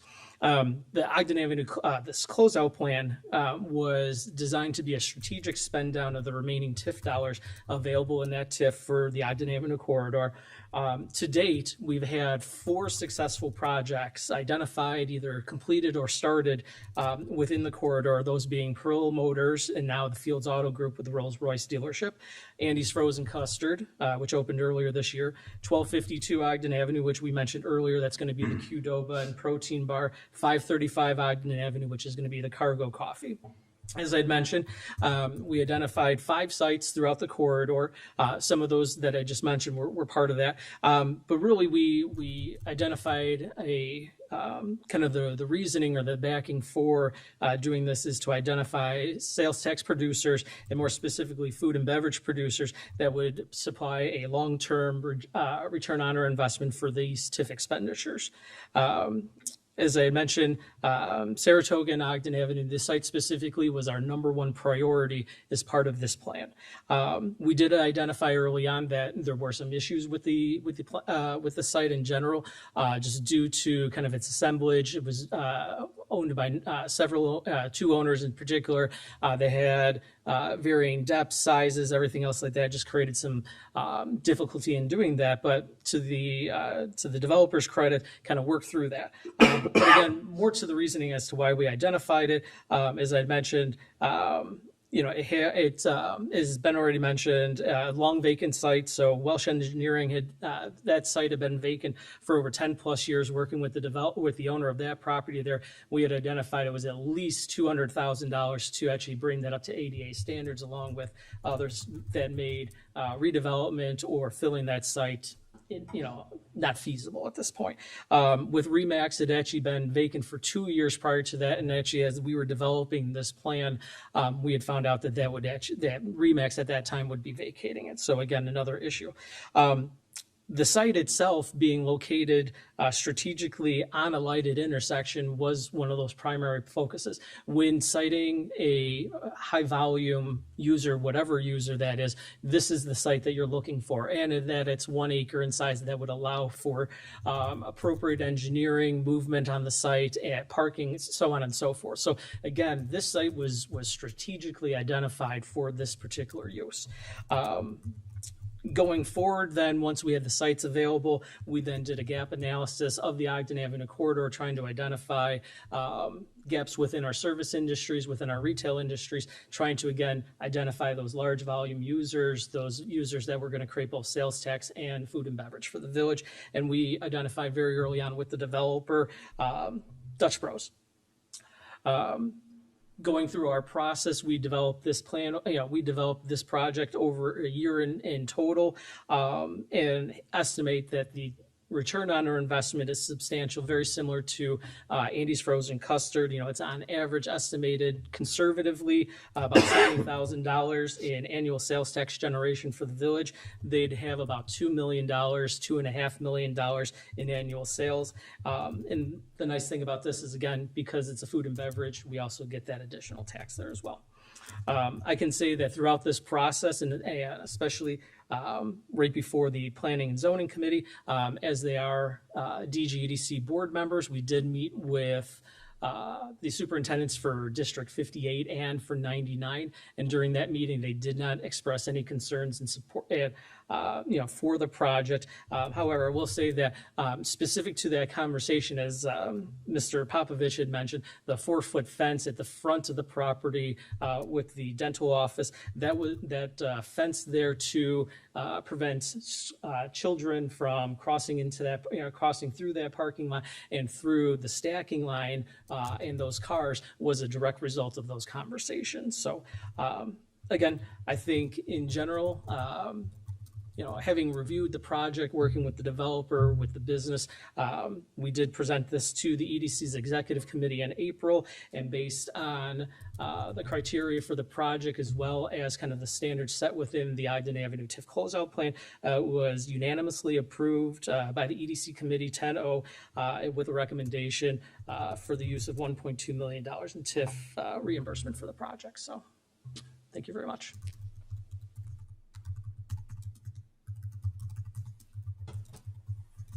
Any others on this item?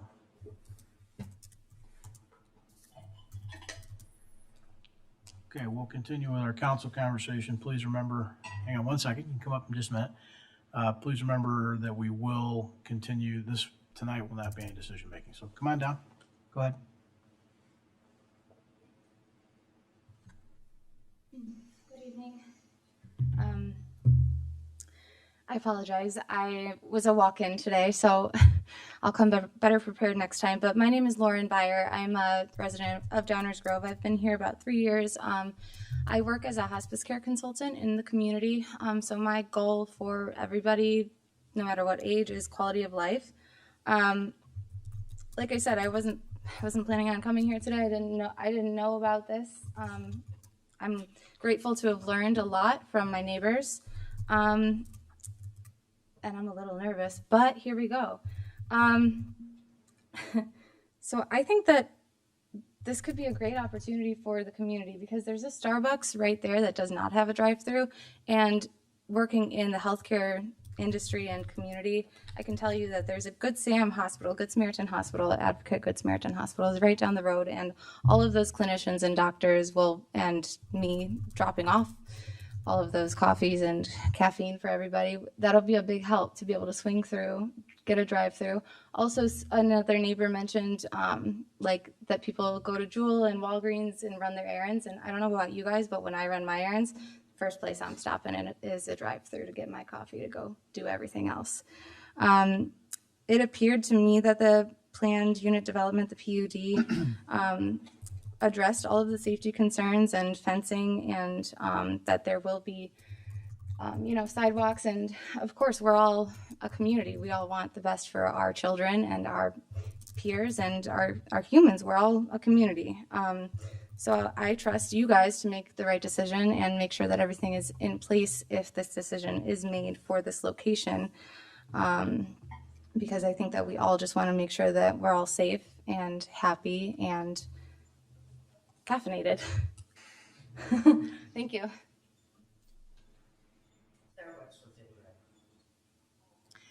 Anyone else? Anyone else? Anyone else comments on this agenda item? Okay, council comments, questions? Mike? I'm happy to start us off. Start us off. So, before I get into some of the substance, maybe just a few points on process. First, regarding the Plan Commission review, really appreciate the work that the group puts in, the time that they put in, and I know that they're well-intentioned. But when I look at all of the criteria that we're supposed to judge this by, the number of check boxes is substantial. There are rightfully concerns about the traffic, rightfully concerns about pedestrians, and how all this functions. But I mean, if I had to boil it down to one sort of sentence, right? It almost seems like I have these concerns, I ask the questions, I get the answers, and then I say, I don't believe you. It just feels like it's too intense for this site. I don't have anything to really base that on, just that's how it feels to me. I mean, one of the commissioners went so far as to suggest that they felt like maybe a parking lot was the best thing for this site. It's right there in the minutes. I just don't know what to say to that. It's completely contrary to our comprehensive plan. When you look at what we're looking to do here, this is in direct response to all of those things that are, and you guys can all, I'm sure you've all got your notes and you'll share some details. I can count on you guys for that. But so I'm not gonna go through the long list, except to say that it makes great sense that staff would be recommending this, because when you look at the criteria that we together developed in conjunction with the community over a couple of years, all that hard work, and we put something like this out there, and then somebody comes to us with a proposal that mostly aligns with all of that request, it makes sense that staff would say, hey, this is what you guys were asking for, so here we are. I much would have preferred that our plan commission sent it with a favorable review, but with some concerns, right? Just to say, hey, look, I think maybe you guys need to talk about this a little bit more, but you know, in total, it feels like this should move forward. That would have been, I think, more helpful, because when we have these kinds of votes, and it seems like deja vu all over again. I've got a commission that is thinking more about what they think versus what has been laid out in front of them in terms of the comprehensive planning and the ordinances that we have and alignment and looking at those standards. I mean, there's essentially three things that we're looking at here, right? And if it wasn't for these three things, this could almost be allowed by right. You have a setback along Linscott Avenue that right now is about 2 feet. It's being increased to 5 feet. It's supposed to be 25 feet just per the zoning, so hence the PUD.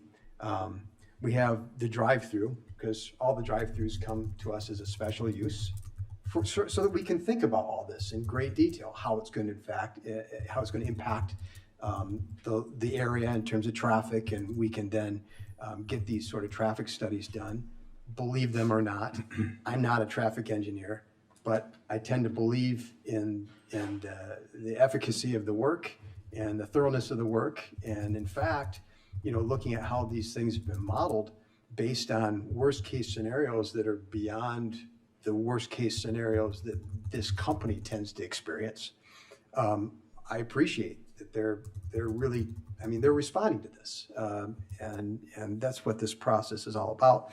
And then the last thing being the alley vacation, and in this case, I mean, if there's an opportunity to basically preserve the function without us having to pay with taxpayer dollars to take care of plow snow or patch roads or whatever improvements, and put that on the private, I think that's a real win for the village.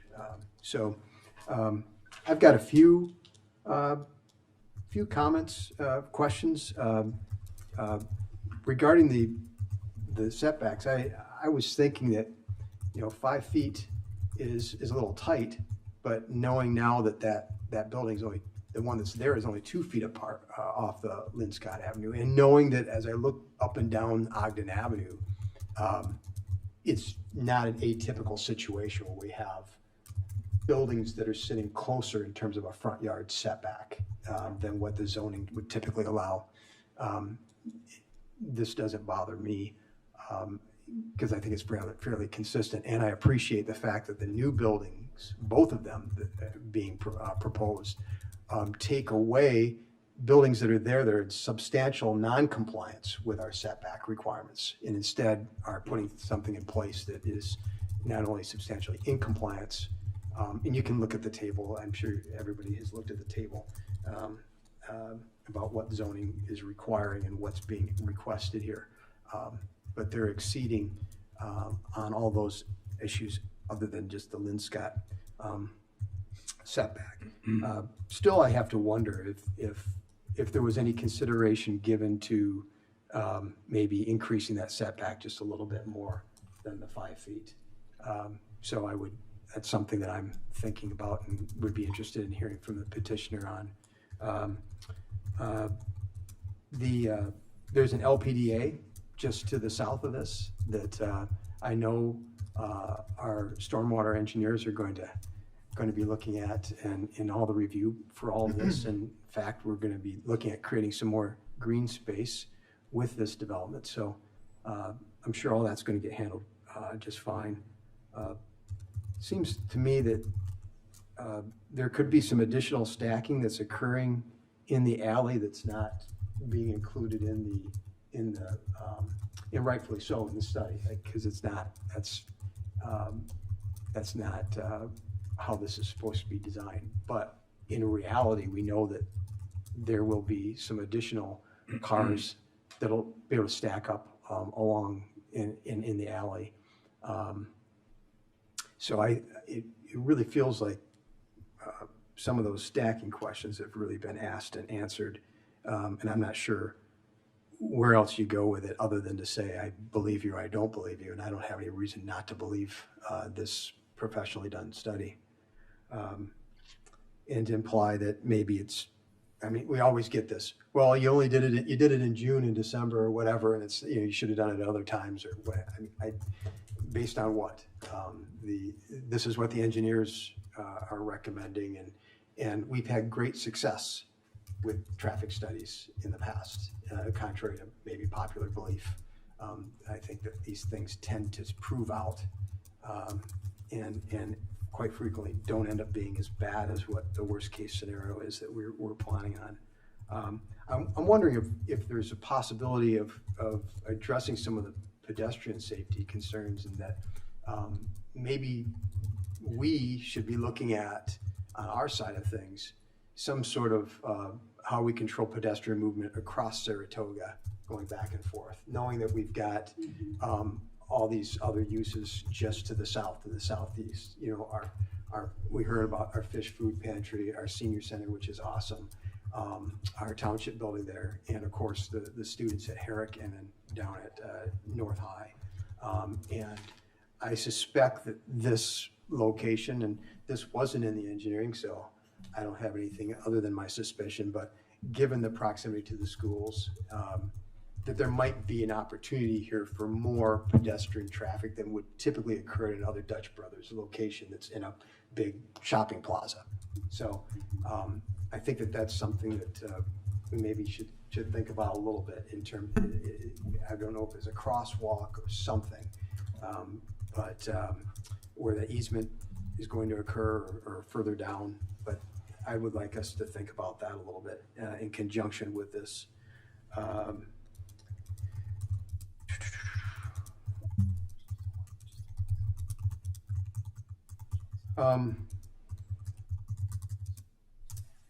Seems to me too that there's been an awful lot of talk about the necessary access to not only the school but the dental building and then the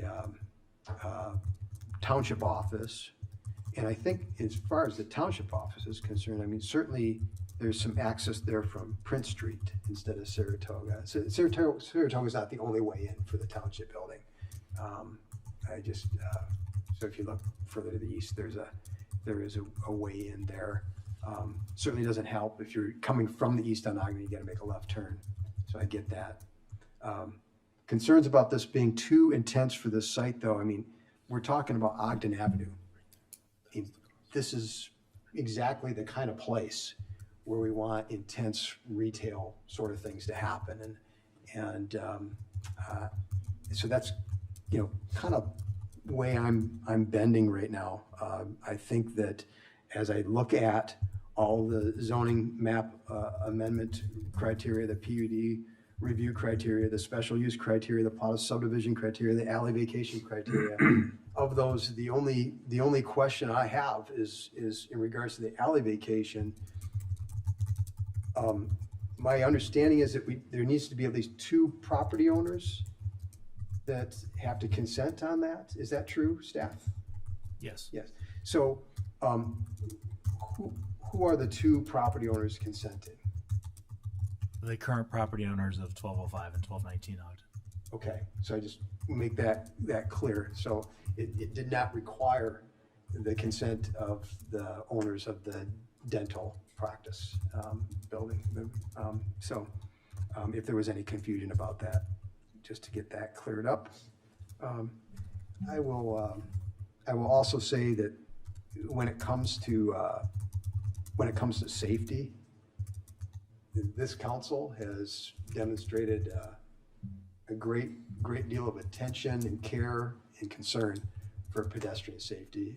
The nearest thing I'd point to is Main Street just to the east, and how we narrowed the street at North High to decrease the amount of distance you have to travel to cross the street at the high school, taking it down to the 2 lanes plus the center turn lane from the 4 compressed lanes, speed limit, signage, striping and painting things that we've done. So I hope nobody thinks that we're not concerned about that. But we also have to look at this as, this is Ogden Avenue. This is a signaled intersection. As Brian Gay pointed out, this is the kind of place where these kinds of businesses want to be.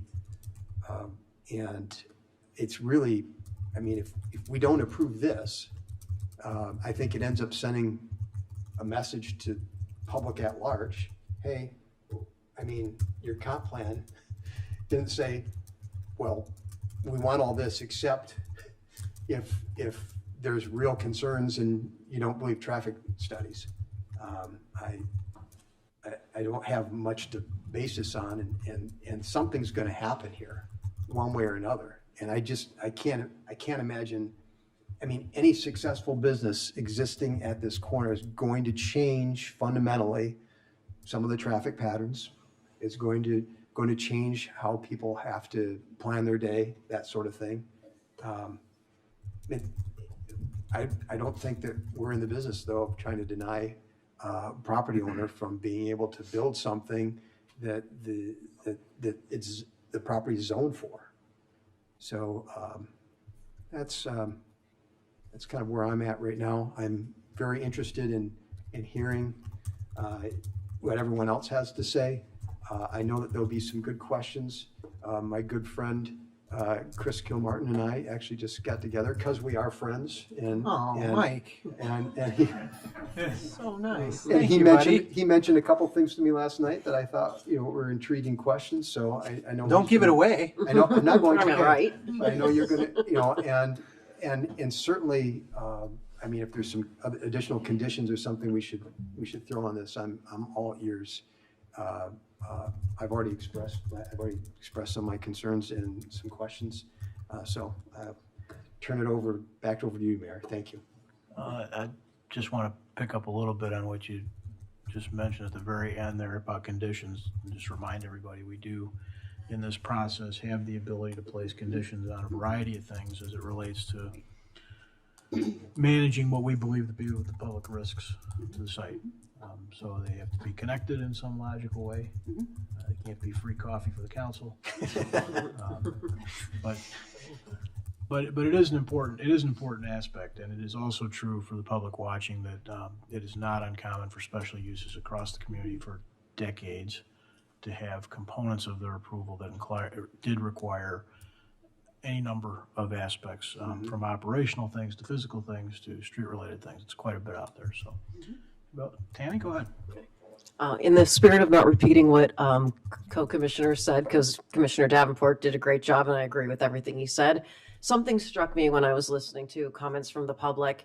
And while the premise has to be that our decisions here are based on what's best for the community as a whole, some of the comments were a little bit more tailored to a more narrow interest, but I think a theme that resonated through that does impact the community, as Commissioner Davenport mentioned, was the traffic problem.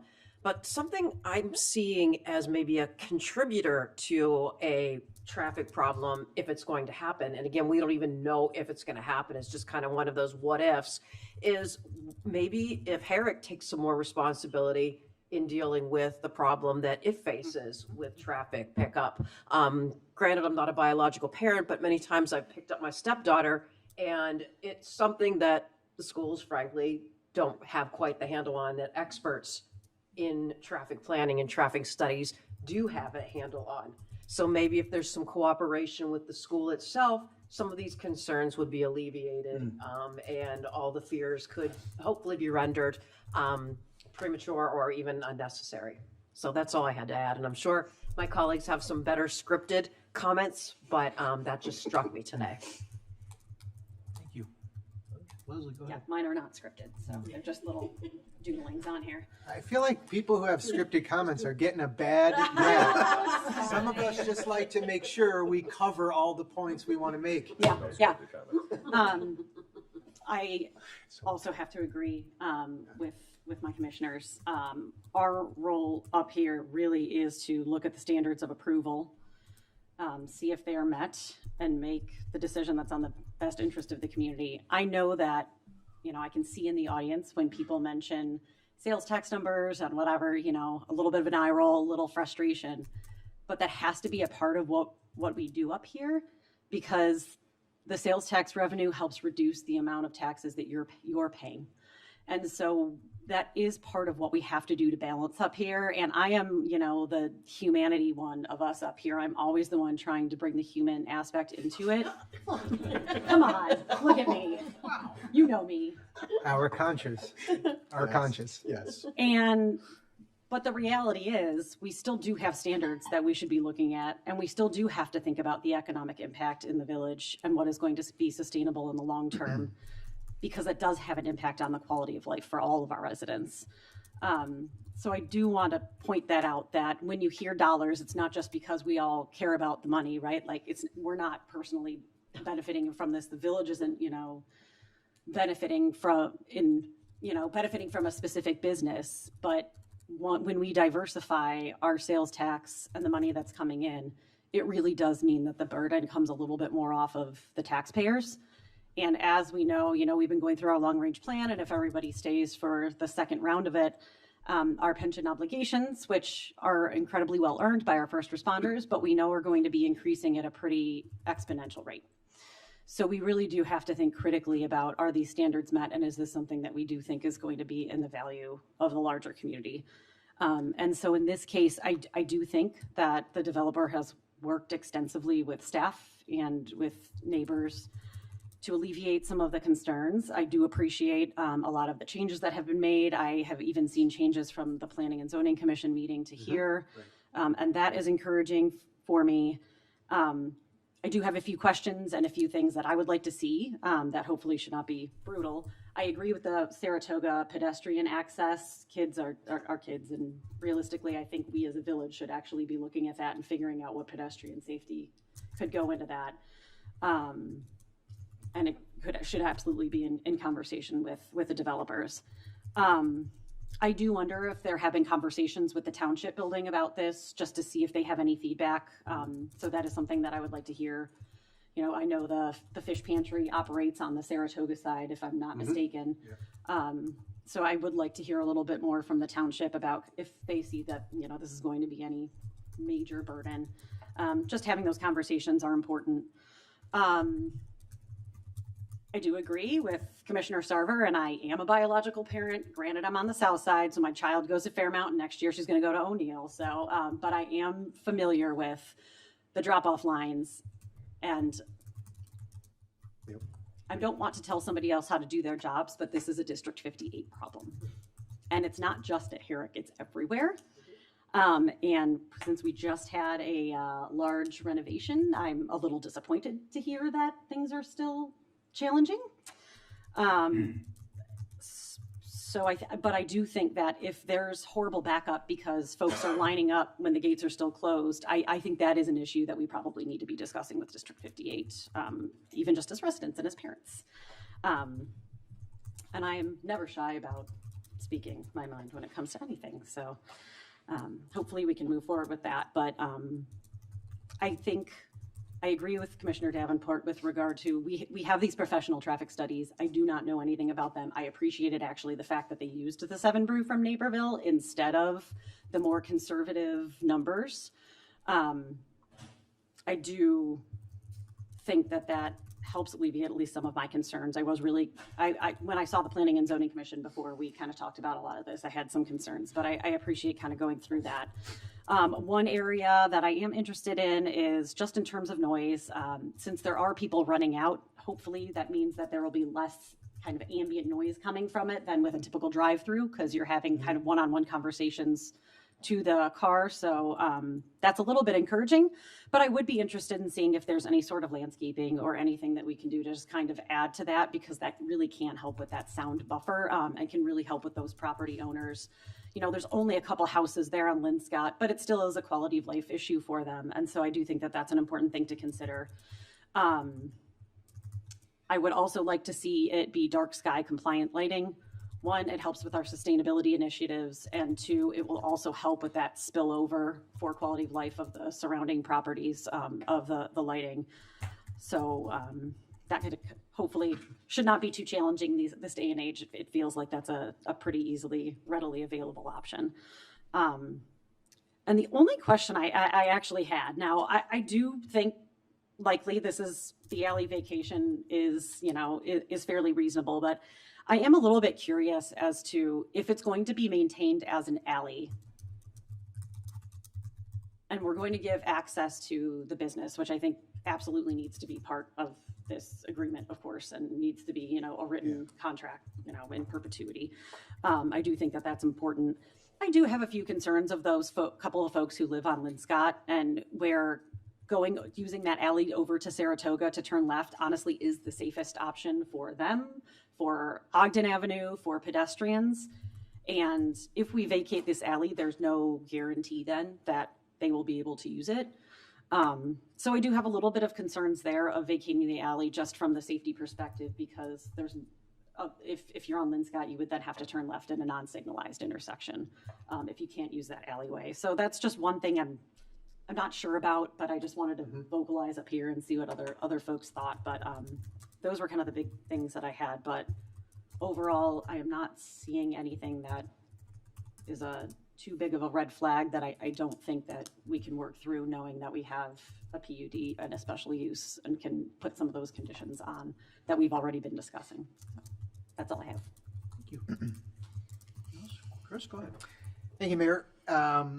So I just want to first say an appreciation to staff, the petitioner, to all the residents that came out. I think a lot of great questions came and a lot of opportunities to answer those questions came from that discussion. So that's been fantastic, very, very engaged.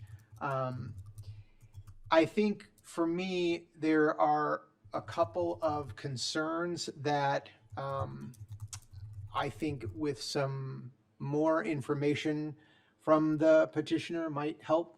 And I think others might see some value in this too. I would say, look, I don't think Dutch Brothers or the developer has any interest in causing any sort of safety concerns or traffic concerns. At the lowest common denominator, it's just not good for business. Yeah. So, and I think we've got, well, I'll just say, I think a developer who has an interest in our community, having developed here before. Having said all that, there are two windows that I have concern with, and those windows are the opening surge, which is where I think everyone is sort of turning and looking at Seven Brew and having agita around that, which I completely understand. And then what happens what's it look like when it's normalized? And I will also credit the petitioner. They came to the Planning and Zone Commission meeting with a active plan on what to do during this opening surge. I would say testified that they would be in it until it was resolved. And so that is encouraging to hear that. I think the points made about this being a corporate-owned store does carry some weight with me. This is not a one-off or two-off. This is a company, I don't know if they're international, they're certainly national, that I would suspect has an obligation to the communities that they're in and would live up to that. So I think there are a couple things that I would like to see that would help me understand or get a better feel for what we might expect, because it is this opening surge that I think is a concern that I happen to share. And so we have some examples. So what wasn't discussed tonight was in the Planning and Zoning Commission was a little bit more, maybe Brian mentioned some of the stores that have opened up. I believe, correct me if I'm wrong, the first store here is Melrose Park, and there are a number that you talked about opening up. So what I would like to see, and maybe my fellow commissioners would be interested in what as well, is just an understanding of what that looked like week by week, and maybe even the first week broken out by day, so we can get an understanding of the actual numbers. I think the representative from Dutch Bros came and said they expected a 50% drop off. Okay, I believe this organization has harder numbers that they could share, if willing, to give us a sense of what we might be looking at. So literally, it's just trying to understand what does the first surge look like, how long that surge takes to trickle down to what we'll call sort of steady state, and maybe using Melrose Park, not place, Park, as the example. The other thing that might be helpful is, I think, so on the website, they have like 230 stores in Texas. And that has come from 21 to 26. So I think the idea that they are a distributed model is pretty evident just in that, from my perspective. What I would like to understand, because the case I think was made that we've got a Glen Ellen and a Darien and a LaGrange and these other stores that are potentially some of them being finished before ours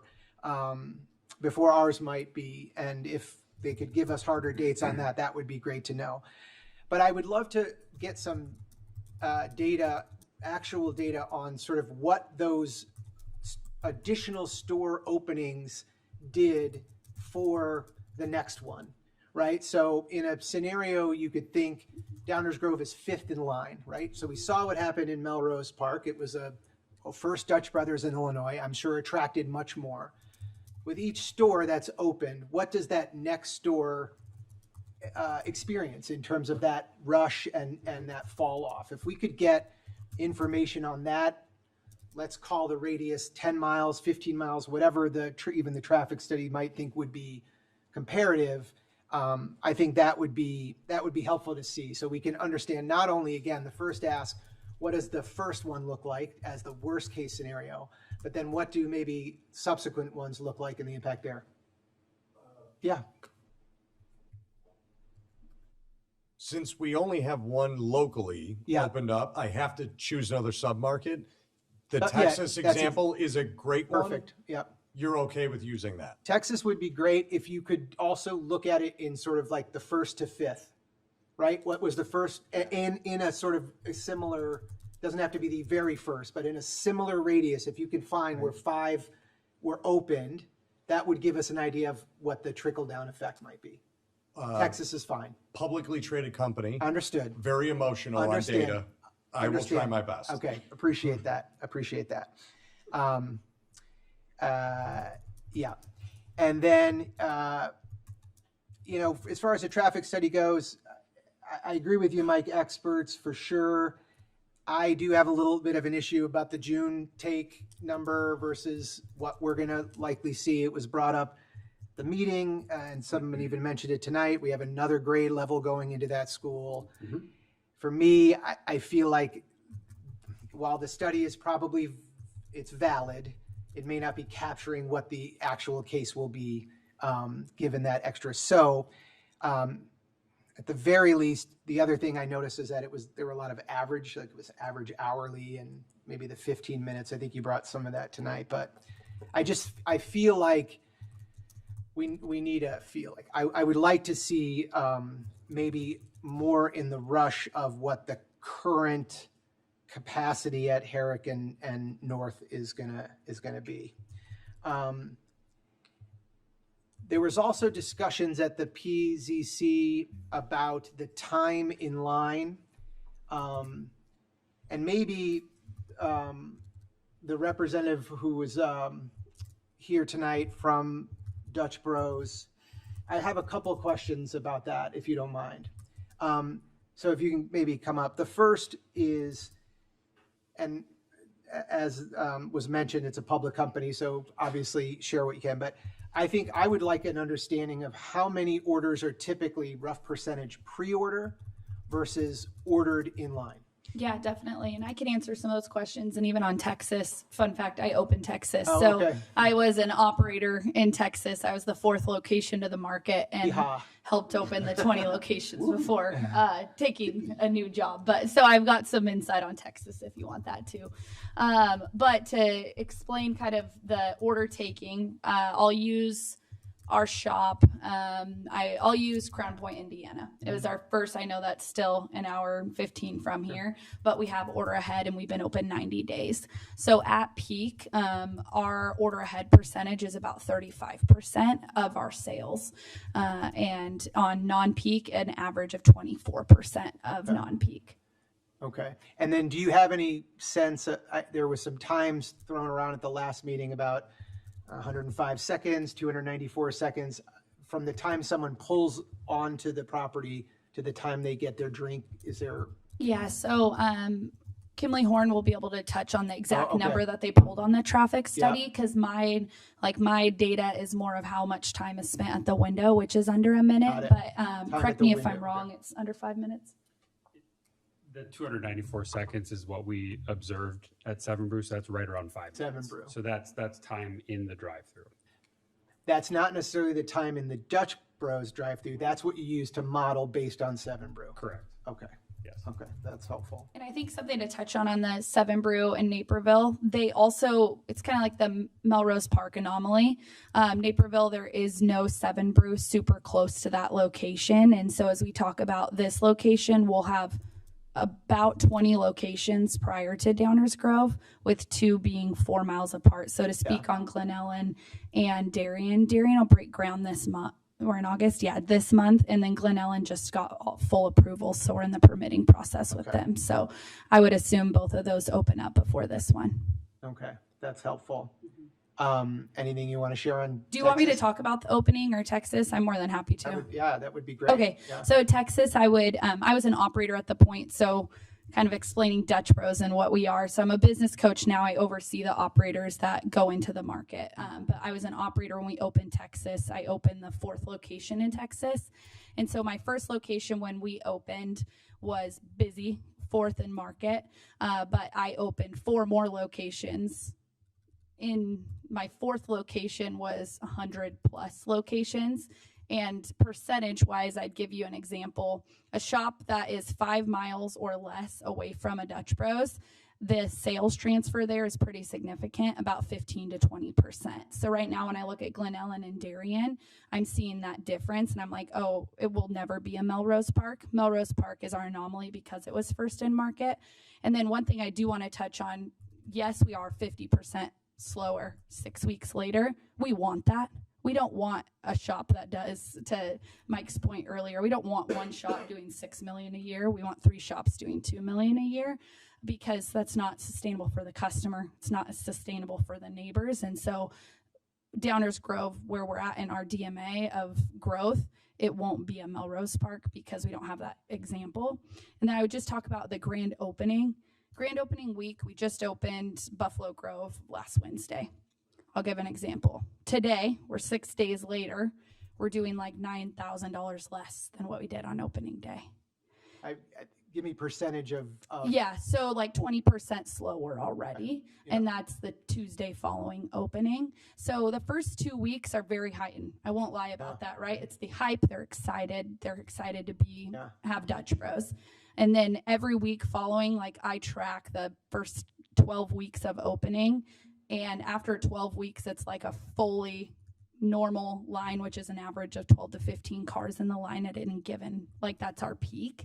But yes, that first 2 to 6, I know a couple people had mentioned the 6 weeks. It's like 2 to 6 weeks, but I'm very confident watching Texas open 20th compared to even 1, 2, 3, 4 is a big significant difference for our growth pattern.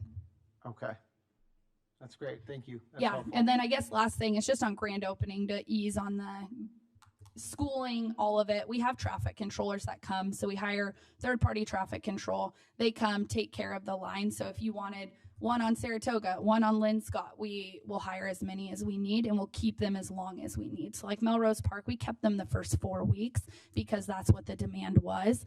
But Munster, which is one we just opened on the other, on the border of Indiana, we only needed them for a week, and then we were pretty solid on what our business was going to be, and we'll keep them literally as long as we need. So if we need them at school pattern times, we can absolutely do that for you guys, because we want to be good partners in the community too. And the last piece I want to add on that is the sound. Landscaping, absolutely, that's not my expertise. I'll leave that to the developers. But Munster, Indiana, there is a fence and then apartment complex, and we worked with them. We just keep the speaker off outside. We have like music at Dutch Bros. That's part of our vibe. We just keep that either to a minimum or off at all times of the day, not even at 5 a.m. We just keep it off to be respectful to the neighbors, and that helps alleviate that. And then talking voice, you can't hear us talking to the customer at the car. So I just want to address that. For clarity there, when you're talking about the drive-through speaker, there is you don't use the actual speaker system? Yeah, we don't have a squawk box, I'll say that, but like a speaker that has music coming out of it, we keep it at a low minimum, or even off in the later hours, just to respect the orders neighbors. are taken by individuals out in the drive-through and or at the window. Yeah, you'll never hear like this happening. Okay, all right. Okay, that's helpful. Thank you. Yeah. Any other questions you guys have about operationally? Cool. Thank you, guys. Actually, I do, but I was going to let you finish first. Yeah, no, while she's here, go ahead. Okay, yeah, thank you. Yeah. So earlier you started discussing the differences between Seven Brew and Dutch Bros. We heard a little bit about it. Can you go into more detail about how you are distinguished from the Seven Brew that we've been talking about all night? Yeah. I won't say like distinguished difference because I don't work for Seven Brew. Okay. But I think talking about Dutch Bros and what I know about Dutch Bros and being 15 years in, I think the biggest thing for us is when we talk about grand opening, we take a team, we call them mobsters. They are, I know it's Dutch Bros, okay? Not Dutch Brothers, right? There's all the things, mobsters. But we bring a group of traveling trainers who come and help train to make sure that if we are high volume, like Melrose Park when it first opened, we make sure that people who have worked at Dutch Bros for an extended period of time are helping have a smooth interaction. We're getting the line out quickly. So that is one huge change. The traffic control, we'll have them as long as we're needed, and we'll have multiple of them as long as needed. And then I would say on the operational standpoint, we're consistent across the board. So me as the business coach, my sole role is to make sure that we have operational excellence, strategic thinking, and making sure that we are going into this market smart and consistent, and we're not doing anything that's like, oh, let's try this. We're doing what works and what we've learned in other markets such as Texas. Now, have you guys ever done anything with pedestrian safety, with the traffic control? Because that's one of the big concerns I've heard, and it's one that I still have as a parent with a kid at Herrick and at DGN. I think the concerns for the traffic and for the pedestrian safety is valid for this location. Is that something that Dutch Bros has done before, or would be willing to work with the schools in the village to make sure that pedestrian safety and children's safety walking to school was considered? Yeah, absolutely. And I think that's something, we're in high school parking lots in some of these locations. Like in one of my shops in Texas, you could walk to the high school across the street, and 3 p.m. became, the kids were excited to get their Dutch Bros at high school. And so we would have one of we call them broistas. You're going to laugh at all of our terminology.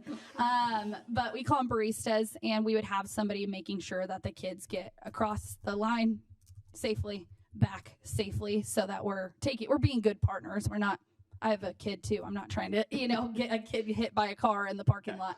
And so we have those set in place. So if we open and we see, there is an extensive amount of children walking across, we would do our due diligence to make sure that we have people on staff to take care of that, and signage as well to make sure that we're being good partners and protecting the community, especially middle school kids. Yeah, I appreciate that. That's my next question was, is there another Dutch Bros that we can use an example of to model that's next to a school? Because that's really what this all boils down to is, does the traffic that this is going to generate, is this going to create a problem on Saratoga and with pedestrian safety and with 2 schools that are in their backyard? And honestly, if we had some examples to look at, I think it would be helpful for our decision. Yeah, absolutely. Do you want photos or stats behind the data?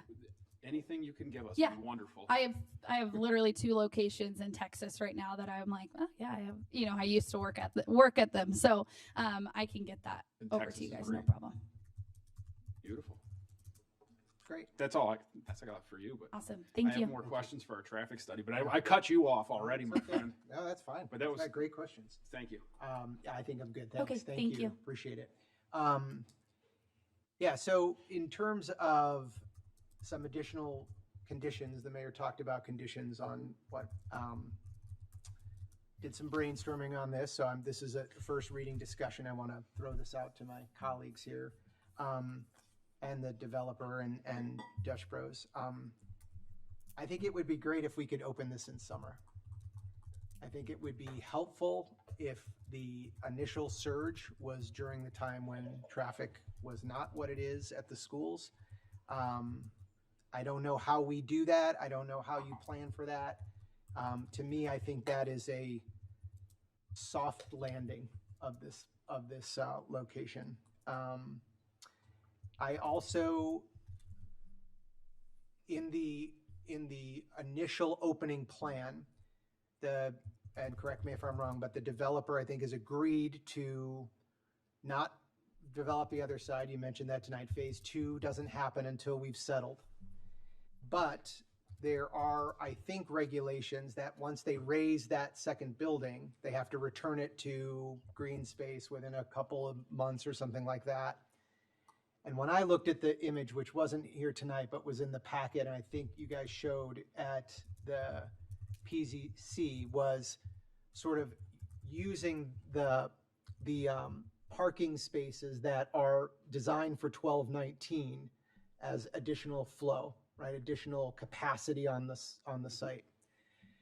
One of the thoughts I had, is there any reason you can't use that entire plot for additional storage isn't the right word, capacity, queuing? And if it means we have to maybe adjust what the village requires you to do for that short period of time, I would certainly be open to that. But if that would open up an additional capacity for that initial, since you're willing to hold off on that anyway, that's something I might be interested in seeing. But I think it would also be great if we could get some counts when school is in session in a few weeks. So I'll stop there and give my fellow commissioners an opportunity to speak, but that's kind of where my head is. I think if we've got some little more data around what we would expect.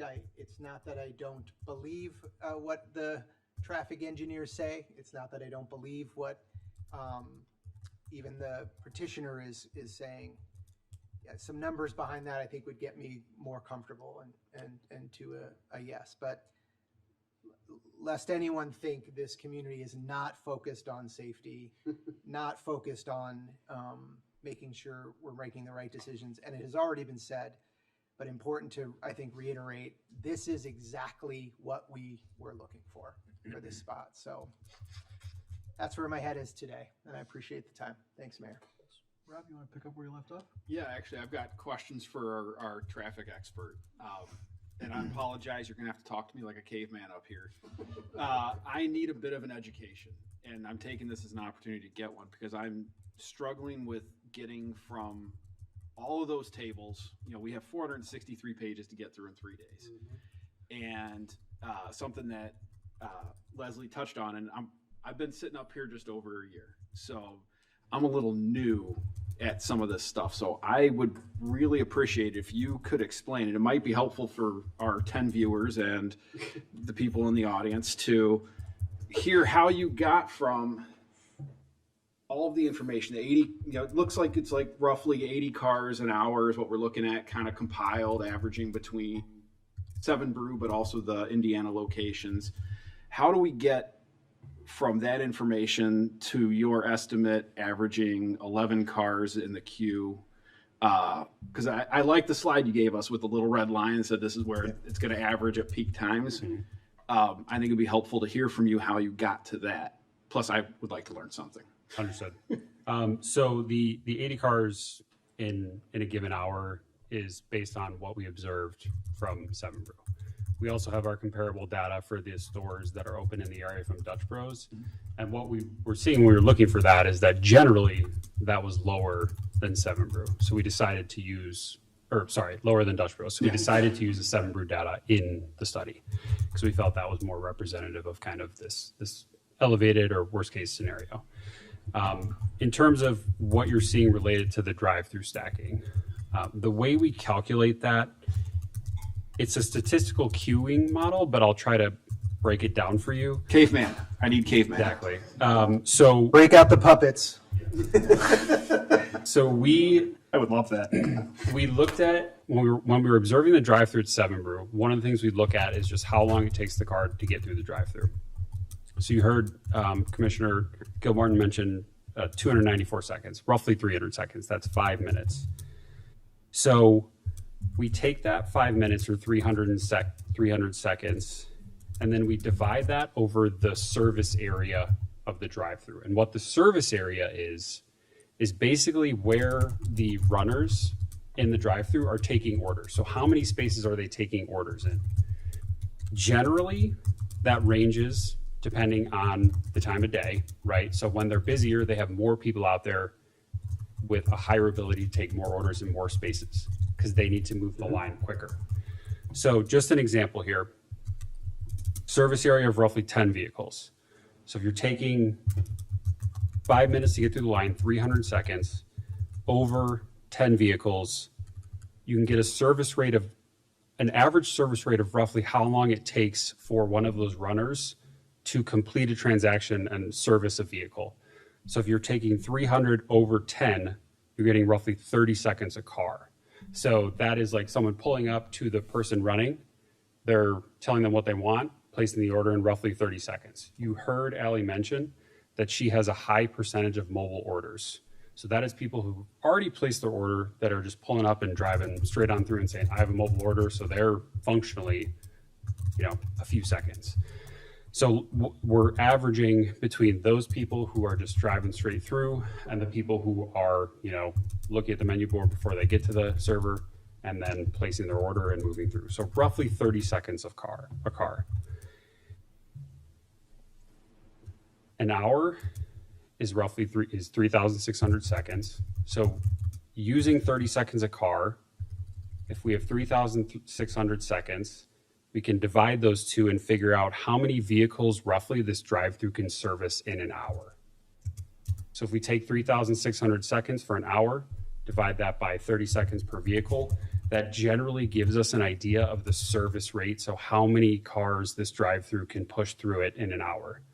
So what we're seeing with Dutch Bros here is that equates to roughly 120 vehicles an hour. And so if you start to push into that 120 and above, that's where you're going to start seeing issues in the drive-through. And you heard us mentioning 80 vehicles in an hour. So if they're doing 80 vehicles in an hour, but they can service 120, you're going to be at a good spot. You're going to be in that roughly 10 to 11 to 15 cars queue in the stack. But when you start to push a little bit higher, so they might have, periods within that hour where more cars are coming in, that's where you'll start to see that stack, push past that period. But for the most part, we've done this for a number of different coffee shops. This is a good way to look at it, and we do feel confident in the numbers we provide. So how do we get, and this is a dumb question probably, but the numbers we heard with 7 Brew was 4 minutes in order. Wasn't it? This one we're using 5. That's fine. This one we're saying 30 seconds in order. I know that this is not so 5 minutes, custom. Just 5 minutes. 5 through minutes. The drive-through total. Oh, so this calculation is 5 minutes through the drive-through. Okay. Yes. 30 I got seconds, caught up on the 30 seconds. 30 thing. seconds is like you pull up to that runner and they take your order in 30 seconds. So your 11 cars is assuming it's 5 minutes to basically pull in from whichever location and get out. Cycle through. Yeah. And there's going to be periods, that's an average, right? Yeah. So there's going to be periods where it's longer. There's going to be periods where it's much shorter too. Okay. Did we do any analysis? And I know we did. I just don't know the extent on the queuing at Saratoga, how that can handle, because that's our only westbound exit. Do we, am I able to kind of point? It does, yeah. They just can't see that TV. We use the. Yeah. We can see that one. Not helpful. We can see that We one. use the curtain. Does the curtain show up? That Yeah, kind of I use the works. curtain too. And the weekends, but I care less about weekends. I care about school time. Do we have this slide? Yeah. Overall. I just want to see the area. Be able to So point. just to be clear, I've been corrected properly. There, you can go west from Linscott, but in reality, it's not safe. technically, but it's Right. nobody's ever going to go west on it except on a. And I'm not worried about weekends but I'm worried about school time and when Saratoga's probably the only exit.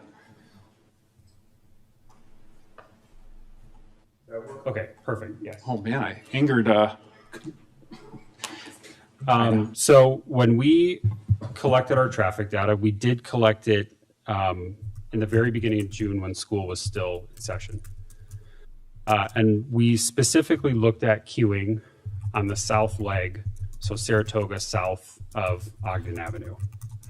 And we looked at queuing from 7 to 10 a.m. and then also from 2 p.m. all the way to 4 p.m. So those peak windows when traffic would be highest.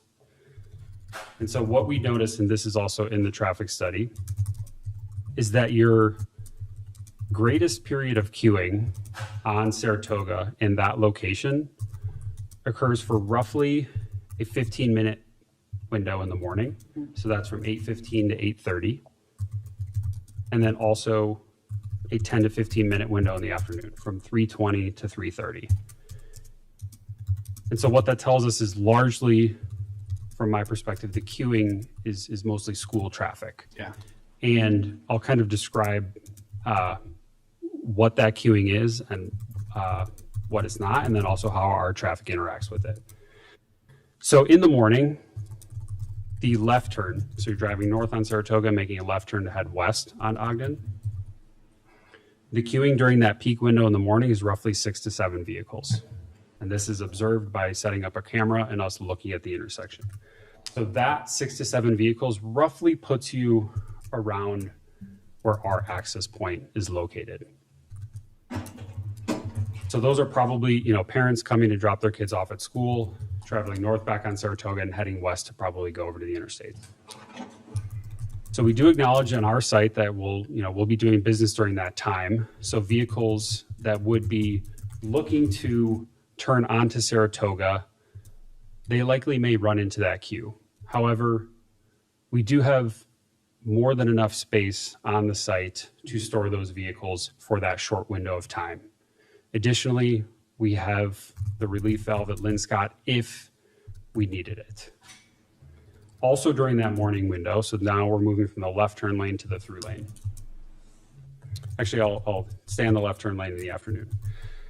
So I kind of mentioned why that queue was there in the morning. So it's likely parents who are, coming south to the school, dropping their kid off, heading back up to Ogden, and then turning left to go west on Ogden and get to the interstates. In the afternoon, we do not see that level of queuing for the left turn lane. So from 6 to 7, we see down to around 3. And I think my thought on that is because the traffic associated with the parents going to the schools is different, right? So they're coming home from work. They are going south to pick up their kid from Herrick, and then they are not going back west on Ogden to the interstates. They're either going straight north into the neighborhood or straight south into the neighborhood. Yeah. So that's why you don't see that level of queuing for the left turn. Can I just make one point? Yes, I'll get to the through lane after. Yes. The high school would not have been in session in June. It would have only been the middle school. Okay. Just a point of reference, just. Thank you for that.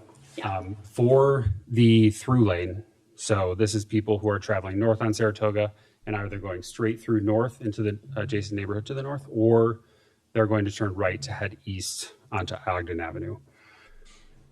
The queuing for this through lane we observed is longer, right? So in the morning, it is greater than those 6 to 7 vehicles. We observed 12, 14, 15 plus.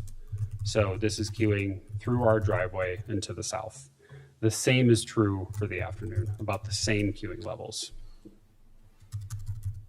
For our traffic, the way we anticipate traffic to use this site is if one of our cars were to get into that through lane to either head north or east, we do not feel that that is very likely.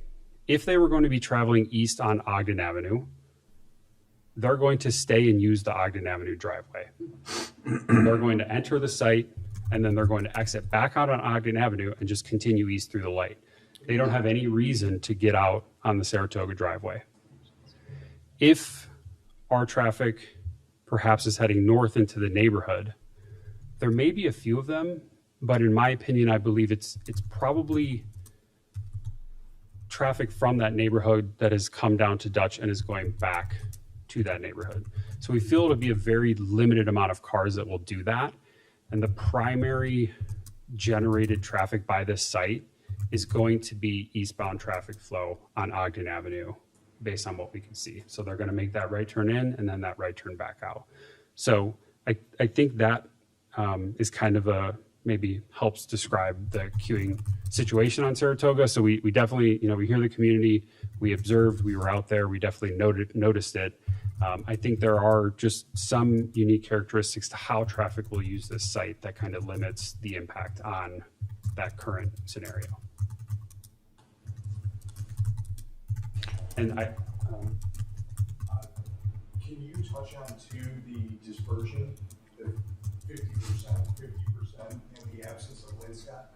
Sure. So in the traffic study, one of the things we do in these studies is try to be as conservative as we can, right? Try to stress test the network to make sure that whatever we're throwing onto it, it can accommodate. So in our study, we assumed that traffic would be equally coming from the east and west, so 50% from either direction. I think in reality, once this actually opens and people start to use the site and understand the area, you're going to have a much heavier flow of eastbound traffic. So I think you're probably going to get something more like 75% versus going east versus 25% going west. I don't know. Downers Grove loves their coffee.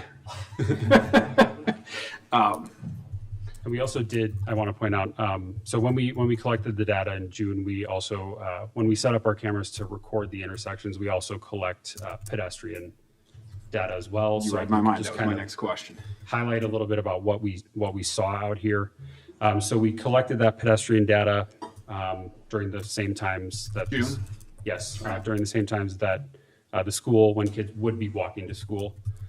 So on the west side of the intersection, so you're crossing north-south across Ogden Avenue, during the 7:30 to 8:30 morning period, there was 4 people that used that crosswalk, so about 1 every 15 minutes. The east side of the intersection going north-south, there was 2. And then if you go to the afternoon period, that west crosswalk, there was 2. And the east crosswalk, there was 11. So it was a little bit higher on the east crosswalk. We also collected down at Saratoga and where our access point would be on the alley. So you generally just see those volumes pull down from Ogden for the most part, which kind of tells us that it's students walking north and south on Saratoga. But that just gives a little bit of context to how much volume we're talking about here based on what we collect. But not to be combative, that did not include the high school. That's correct. Okay. So those numbers are a little, I would say, lower than what we would expect, especially with the fact that I think the middle schoolers aren't walking as much as the high school kids are. So Yeah. just a point of clarity there too. Yep. And honestly, I think that the traffic study we have is incomplete. It's not even your fault. It's the variables that we have with Herrick getting an entire new grade coming in, and then a lot of these studies coming in with, I mean, the entire bus route runs through DGN through Saratoga. I don't know if that was even captured here with the traffic in June too. I mean, I think one of the questions, this isn't even for you. It is what it is. I mean, what I'd like to see is an update on the traffic study, you know, especially knowing that 58 is very well aware of some shortcomings, and I'm hoping that they're going to deal with this gate. It sounds like we've been talking about the gate, where we can see the interaction between 58 and the actual traffic that we're going to see at Herrick with this additional grade. I mean, my 8th grader had 330 kids in their class. So what we're saying is we're adding another 330 kids. We're not sure if all the buses were considered just because DGN wasn't in June. I mean, and this would be a condition that I'm looking for. Is I would like to see this application held and get an update on the traffic study, just so we could have some more real life numbers to what we're seeing this fall with these new variables. And I'd like to add on that. Oh, yeah. So when we work through these traffic studies, I mentioned that we do them according to the state or Illinois Department of Transportation guidelines. One of their guidelines is that we collect information in a given year, 2026 in this case. They have a provision in their guidelines where we are taking those volumes that we collect in 2026 and we are projecting out 5 years into the future. And that is after the development is built. So we assume the development would be constructed and operational in 2027. 5 years after that, you're at 2032. So the way we project into the future is we contact what's called the Chicago Metropolitan Agency for Planning, or CMAP. They likely might have been involved in your guys' comp plan, things like that. So some of my colleagues over at that agency, what they do is they maintain what's called a regional travel demand model. And they're taking into account, for the most part, a lot of different factors related to the region. So socioeconomic, demographics, development, and they're kind of monitoring that travel demand model. And through that, they're able to give us a projection for how much traffic will grow or perhaps not grow into the future for a given area. So for this area, their projection was that traffic would grow at roughly 0.5 percentage point per year. That compounds year over year, right? So that may not entirely capture exactly what we're talking about with the school, but it does increase the volumes by a decent amount when we're talking about the future. 300 school kids, all the parents that drive their kids, a bunch of school buses. I'm not convinced that captures this. I mean, this is an incredibly unique situation. And I think this is not just about me feeling good. It's about the community feeling good. And I feel like this information would be helpful for everyone to have a better understanding of what the traffic actually is, and that these numbers that we're seeing are actually real, So that's kind of, I can see my colleague here wants to jump in. You done? I'm all done. Chris, go ahead. Thank you. Yeah, I think part of that uncertainty is, again, it's not I believe the models. I believe what you projected is right. I think there is some uncertainty with the added grade level, which is why I think the insurance on that is to make the site have more capacity to handle that, especially in the surge. I don't think this site has a problem. From what I've read, what I see, when this normalizes, this site's going to be just fine.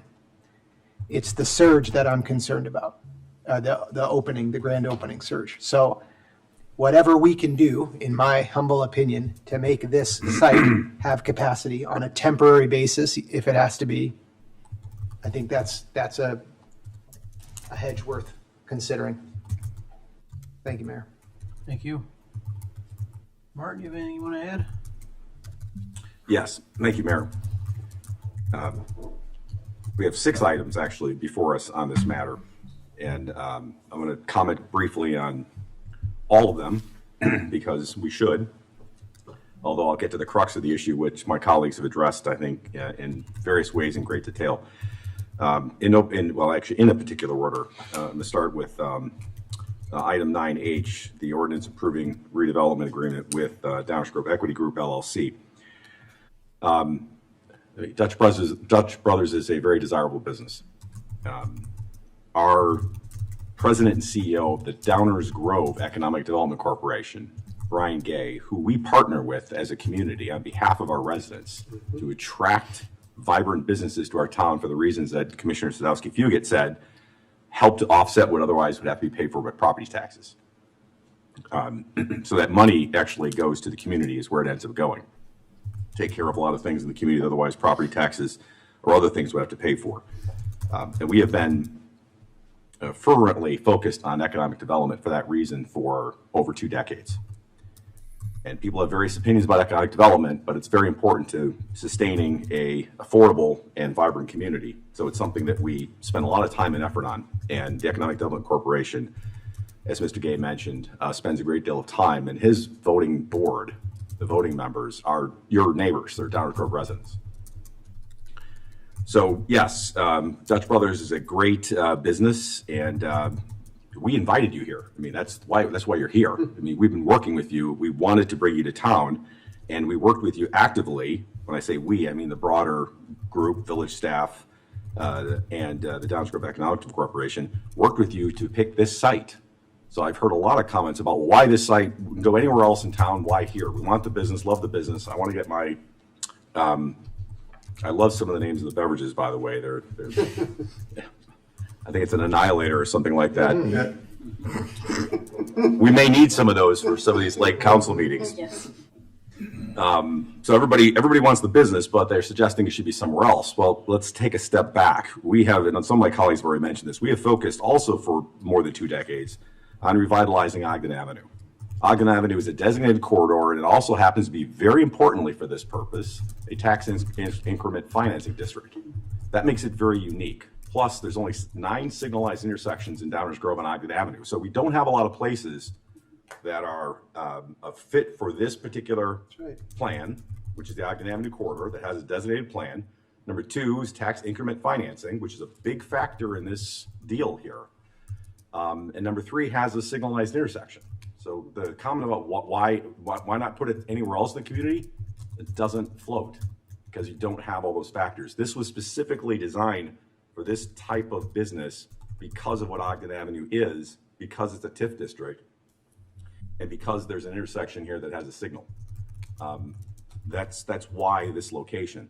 And let's face it, when you look at the goals of our comprehensive plan, support the Ogden Avenue TIF, increase sales tax revenue and food and beverage revenue, as Commissioner Sadowski said, it's very important to offset offset things that have to be paid for with property taxes. We have a clearly underperforming property here. So it certainly deserves development. And if you look at what we've done up and down Ogden Avenue over the last 20 some years, this is entirely consistent. We've also had other businesses where we had similar issues come up. Andy's, Steak and Shake. And frankly, we've seen this before, and the parade of horribles doesn't quite pan out. Now, all that said, and I'll come back to this in a minute, we do have a unique situation here because we have some unknowns. We have the unknowns about this particular business. We have unknowns about this particular business in proximity to schools. We have the uncertainty of Herrick with it being completely different for the first time ever. I get all that. So we'll come back to conditions and restrictions a little bit later. But in terms of this deal that is on the table for redevelopment agreement, this is exactly what we work to strive to get. And that is unquestionably something that I think we all should support. So the next item is the rezoning item, which is item F. And I won't go through the standards for rezoning, but that's pretty easy, again, because this is Ogden Avenue, the related businesses, the related land uses. This is just exactly what you want to be doing with this kind of property. The vacation of the alley, this is item C, 9C. We have a policy for it, and actually I was looking for it and couldn't get my hands on it, but it would be good to see a full copy of Resolution 2003-58, which is our property vacation policy, so that we can put to rest any issues about it. The one point about the compensation is normally we don't have to, but normally we would require some compensation. But because this is part of a deal that we put together as part of a redevelopment of a property, that's part of our contribution to the deal. So that doesn't bother me. But I do want to make sure that everyone's looked at everything in that policy because it's worked very well for us. But having said that, under these circumstances, I think the compensation issue is a no-brainer. This appears to be consistent with our vacation policy, subject to confirming that. We have consistently tried to add lot depth to support new businesses along Ogden Avenue for, again, over 20 years. Key example of doing that exact same thing here. And also consistent with not only our comprehensive plan, but going all the way back to the Ogden Avenue Master Plan many, many years ago. So that one's easy. The next one, the fourth item is item 9D, approval of the plat of subdivision. For similar reasons with the rezoning, this is an easy one given the nature of Ogden Avenue, given the nature of the business, and given the nature of the other businesses up and down in Ogden, and frankly, given the trend of development in the neighborhood. I bet you haven't heard me say that in about 10 years. So that leaves us with really two things, which is, I forget who, I think it was Commissioner Davenport or somebody said it, which really it all comes down to two things, which is the approval for the PUD, which is 9E, and the special use, which is 9G as in Gus. Both of those require us to look at certain standards. And I won't go through all the standards, but on the PUD, it's 2812-040C5. And as part of that, there is a assessment that we're supposed to make about what the impact is on the community and surrounding properties. And as the mayor teased in his highlight reel, whether there are appropriate terms and conditions that have or can be imposed upon the approval to protect the interests of the surrounding property owners, residents, existing and future residents of the PUD and the general public.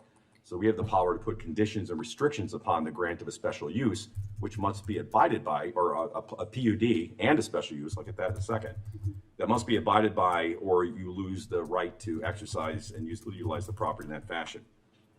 The special use is only required because of the drive-through. Obviously, that's a key component of this business. That's 2812-050H. And again, there's a number of conditions. I think all of them are easily met given the type of business, given the nature of the location, et cetera, et cetera. Certainly beneficial to the community for all the reasons I mentioned.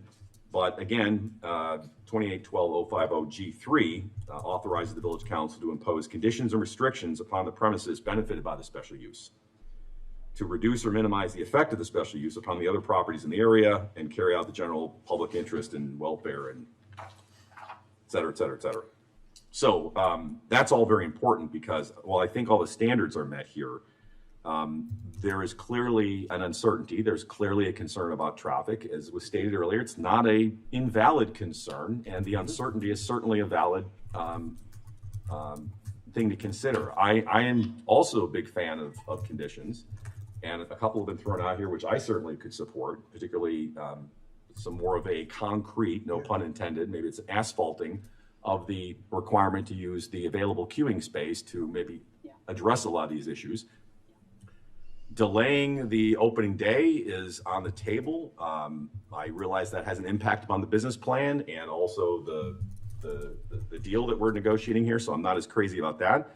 But one thing I would say is to the extent that the petitioner who has been listening throughout not only the Plan Commission hearing, but also today, If there are conditions that you think would address some of these issues, I would suggest recommending them, because you certainly don't want the knuckleheads up here imposing conditions. You would rather suggest ones that you see will address these issues, Yes. and yet you could live with, because obviously we want this to be a win-win deal. We want to, like I said, it's not just that we're welcoming you to the Village of Downers Grove. We invited you to the Village of Downers Grove. But yes, some of the conditions have been mentioned. I won't repeat them. I would certainly be in favor of how those are crafted and how they are implemented. Clearly, there are sharper minds that can look at that.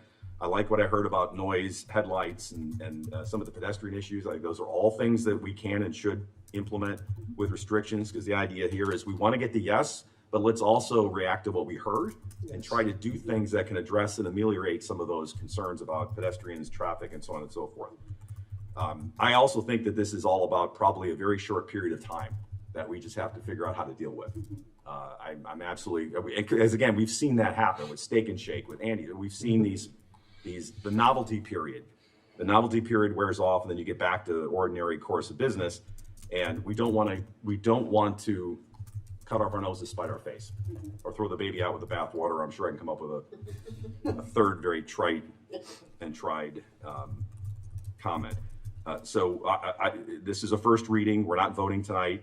I would like to also see some of the additional information that folks mentioned. I'm glad that Commissioner Sadowski, if you could mention the fish pantry and the senior township center. Because my question was to one of the speakers earlier is whether that was an official statement from the senior center or the township or fish pantry, or if that was a personal statement.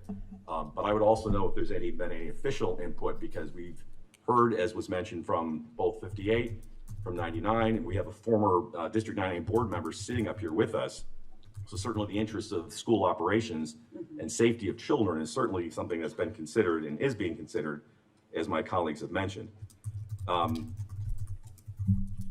I think that's about it, but certainly I would, again, be open to and supportive of other creative solutions to address the issue at hand. Let's solve a problem, which is we probably have a handful of weeks that we've got to just deal with in a safe and effective manner for the community. And if there are other things we can do, dark sky, fencing, landscaping that will assist with the long-term impact upon neighbors, by all means. That is something we can and should do. But this is, again, something that we invited you to the Village of Downers Grove, and we'd like to have you here. So let's figure out how to make this work for everybody. Thank you, Mayor. Thank you. Anybody else? Mike, go ahead. Yeah, so I want to say well done, and that's the kind of, I'm interested in that kind of condition too. Something that just gives us a little extra capacity there. Seems like a good idea, but interested in hearing any suggestions you all might have as well. Sure. It didn't need to give them to me right now, but Well, I need to think about those, because I think I hope you there's do. a lot of implications with Sure. raising the structure, asphalting a parking lot.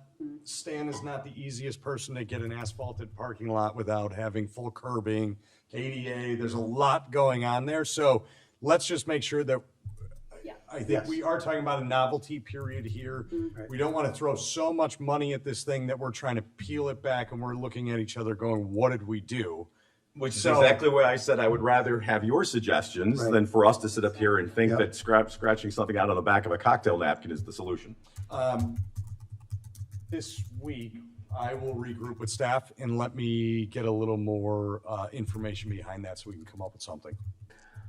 Can I add one more condition that I was thinking about? I have two after in you. this, sorry. Might as well just take notes. Hold on, let me shift papers. Sorry. This is for the council to consider and see if there's support, but during this novelty period, not allowing traffic in off of Saratoga. That feels like a safety concern. Hold on, sorry, to be more clear, during pickup and drop off. Yeah. So for short half hour, So we have done 3 different traffic mitigation plans. Okay. They all have their own pros and cons to them. okay, They were mutually agreed upon that we chose the one that has been shown because it is the least impactful across the board. if we need to address that, change that, or moderate from that in short periods of time, that's a different story. I think that's something we can work with staff to kind of convey and figure out. Yeah. My concern is having it be a condition, because now how are we going to condition that from a time standpoint or a use standpoint? Is it strictly for the school hours, or is it whenever kids are present? It's going to be a tough thing. And you can hear from Ally, we're going to have traffic management personnel out there. I'd much rather have a toolkit that we can use than specific terms associated with it. If that makes sense. Let me just interject here process-wise, right? You can't possibly have 7 of us on the fly come to a deal on a specific placement of a cone, okay? So the idea is exactly what Martin suggested, that you guys are listening to and understanding the concerns that are raised, and then working together as a team, also with Awesome Stan, and trying to figure out something that likely would pass muster with this group. Fair enough. Mike, one more. Let me jump in one more.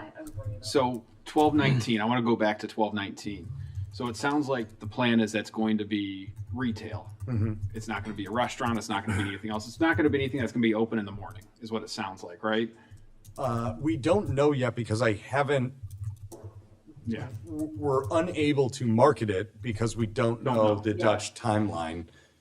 So the answer is we don't really know yet. Yeah. So my concern is, in a year, are we looking at another place that's going to be adding traffic in that morning commute to the location?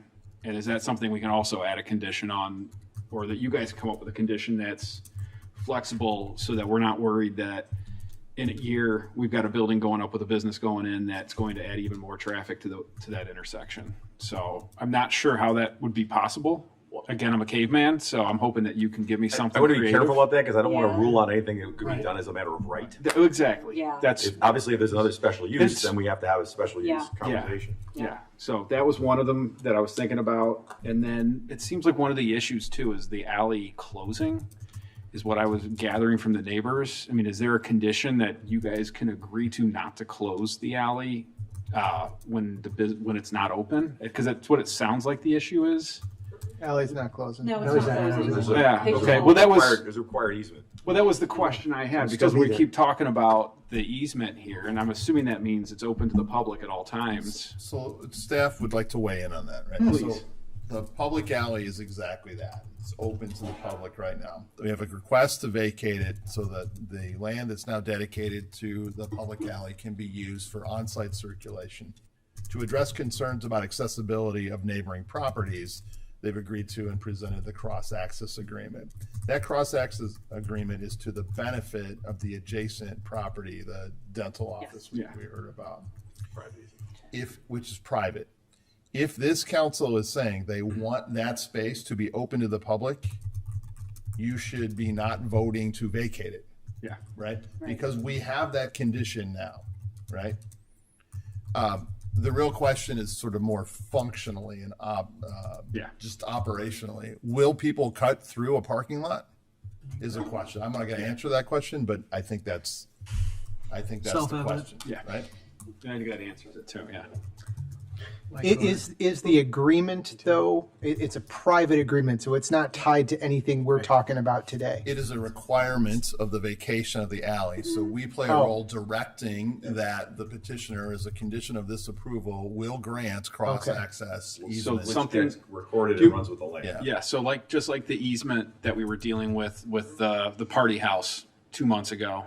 Yeah, but that was a private one. That's why I'm asking. No, but the issue was vacating an easement there for the use of that property. Same thing. We're going to record an easement here. It's the same but different.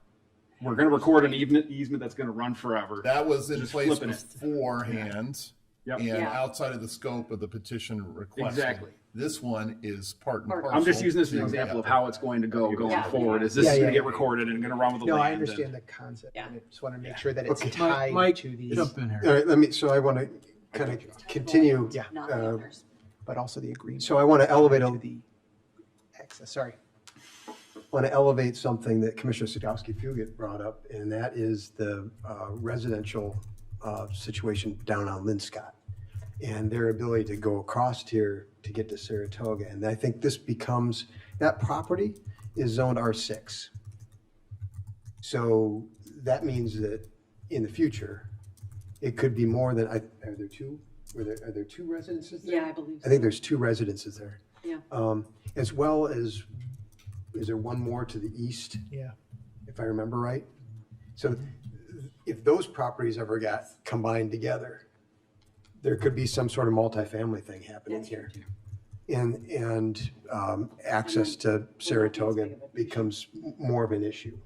So that just throwing that out there, that's something that I'm now thinking about a little bit more, thanks to your comment, Commissioner. And then I think I heard, look at we're worst case scenario, this is like a 6-week grand opening situation. But based on past experience and proximity of other stores, this could actually be something that within a week or two potentially. So with that in mind, and it looked like a pretty aggressive schedule for the build, such that this was going to be opening in December of this December 27. No, December 27. No, spring of Spring 27. of 27. So the December date is an outside date in the redevelopment agreement that says they have to be done by that time. We usually set those with enough time that if something goes wrong, they're still in compliance with the dates in the redevelopment agreement. So that's an outside date, and then you hear the petitioner talk about a target date for opening. So the target date again, remind me. Spring of 20. So of 27, assuming winter conditions, XYZ, getting in the ground in the past 2 years has been tough. So similar line of thinking though, if that could correspond with a spring vacation, that might be something better. Maybe not everything that you're after, but still might be helpful, especially if this is something that the main impact is going to be for about a week. So if that timing could work That's out. that's that a would be narrow target. Spring break. I understand. I mean, I understand, but I also understand we got a business situation here, right? And delaying an opening costs people money. And so that's something. I'll just say, we have a TIF fund that needs some usage. So if that is the case, Well, that's an interesting idea. we do a little bridge. We do, get them to June 5th, and so some conversation there. And I mean, some of it's eligible. The interest, right? Isn't that what I heard? Yeah, the key there is we just have to make sure that whatever expense is TIF eligible, so. Yeah. And so last thing is, Commissioner, as a fellow cave bro. Thank you. That was a softball good. right there. I love it. Yeah, I think we have more than 10 viewers. I think we do too. Yeah. 4 of which are my wife and kids. And my husband is one of them. There you go. Yeah, my husband watches all these, so we got some firefighters. Oh, excuse me, 5. I had a baby. Hey, that's Mayor, that's all. Anything else? All right, I've got a couple of things I want to add. I'm not going to repeat my colleagues, but I do want to add some stuff, mainly for the record, for the public. Pulling the thread a little further that Leslie started. Property taxes in Downers Grove. Property taxes in Downers Grove play a big role in whether this community is affordable, attainable, pick whatever choice of words you want to use. They are a huge role. And property taxes in Downers Grove pick up about 20 cents on the dollar or less of continuing to operate the village of Downers Grove. The rest of it comes from economic activity. It's a really important thing to keep in mind. Martin talked about it's been several decades of work focused on that, and that is why. You go across the western suburbs, and you will find Downers Grove to be considered a substantial value. I know, and I say that to people who are paying taxes, they get aggravated because nobody likes paying any taxes. But it is absolutely true that property taxes in Downers Grove are low comparatively in DuPage County, and a huge portion of that is because of the work that Brian Gay and his team do, and this whole village does to encourage and promote economic development. It can't be divorced from these conversations. People say it's all about money. They usually say that in some sort of underhanded way, as Leslie alluded to. It's simply not. It's just simply a fact of reality about our life in Downers Grove. We make people able to stay in Downers Grove, able to stay in their houses in Downers Grove when we have strong economic activity. That's a fact. We have to keep that as part of the conversation. Back to the TIF thing, though, meaning for lack of a better term, a potential resource. I'm personally less interested in the honeymoon period being chaotic. I kind of assume it will be. I'm more concerned with and looking for resolution and solutions and ideas from your team and from others on two subjects. One is diminishing the pain for the residents that live south. I think there are probably more ways to do that. And Leslie alluded to some of it when she talked about dark sky. There were some conversations about lights and sound. That can be done certainly operationally. It can be done equipment-wise. It can also be done landscaping-wise. There are ways to do that more than just an 8-foot stockade. I'd like to see more effort at that. The other thing that makes me very nervous is we have talked, you've heard my colleagues talk about 300 more kids in a grade. We've also talked about whether or not the high school is in session when we were looking at this. So I'd love to hear Kimley Horn opine on, what happens, what do they think happens, because there is a lot of data out there, but what do they think this looks like from a pedestrian standpoint when there are 1,500 to 1,800 more small people involved? Because my personal experience, which we all deal with that as we make decisions, is that is a little chaotic from a pedestrian standpoint in that area, whether it's Chipotle or it's Starbucks or it's walking over to Jewel. And so we're adding something on the other side of Saratoga, right? And so that creates a whole new attractive nuisance, if you will. I'm assuming Dutch Bros would love to have lots of small people buying their stuff. And I am assuming that our kids will want to. And so managing that is what's really in my mind. The traffic thing is a pain, but as everybody said, that's also Ogden Avenue. I mean, let's not kid ourselves. Who thought we'd put a drive-through for food on Ogden Avenue? What? Madness. But the one part that is unique about this, of course, is proximity to two schools, which my colleagues have talked about. But I'm worried that we're not properly managing the pedestrian component of it. That's the part that's sticking with me. So I don't have a solution right this minute, but those are the two things that I would love to hear more about.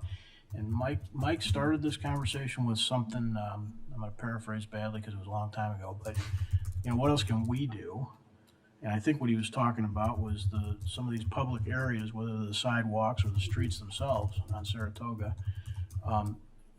I think people have heard from me over the years, and it's certainly true here, that my interest in controlling the physical environment to try to drive activity or certain behaviors is very, very high. I'm not a big fan of science.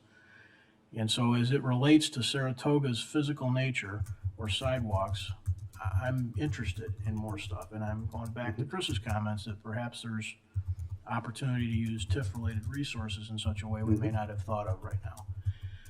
The last thing I want to mention is, and this is just not something that probably factors this moment, but I'd love if our staff could dig a little more on, and that is, again, anecdotally from my experience, something changed about light sequencing over there with the Saratoga work that DuPage County did, and it's kind of a mess, particularly in the afternoon. We're backing up traffic in ways we didn't before. North of Ogden, heading southbound on Main is backing up in ways it didn't before. Westbound on Ogden, east of Main is backing up in ways it didn't before, and that all just adds to the chaos of a bunch of kids at the end of the day. So I don't know if we can dig into that. It probably doesn't totally tie into my ability to feel good about improving this or not, but it is a change of condition there that I think makes things worse. So I concur, Mayor. That's my path to and from work every time. And when you mentioned it to me a couple weeks ago, my eyes on that is seeing the same thing. It's backing up on Main. It's backing up westbound on Ogden for sure. So I agree. Anything we could find out about that would be great.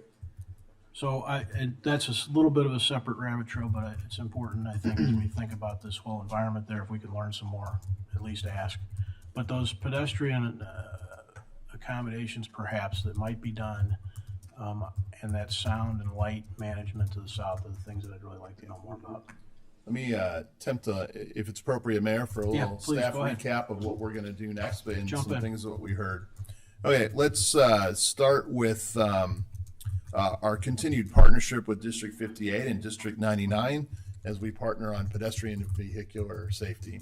As a reminder, we do this as a matter of course all the time. So we're in constant dialogue with 58 and 99 on these kind of issues. It is true that they have full control over their schools. They will retain that. But we do work together.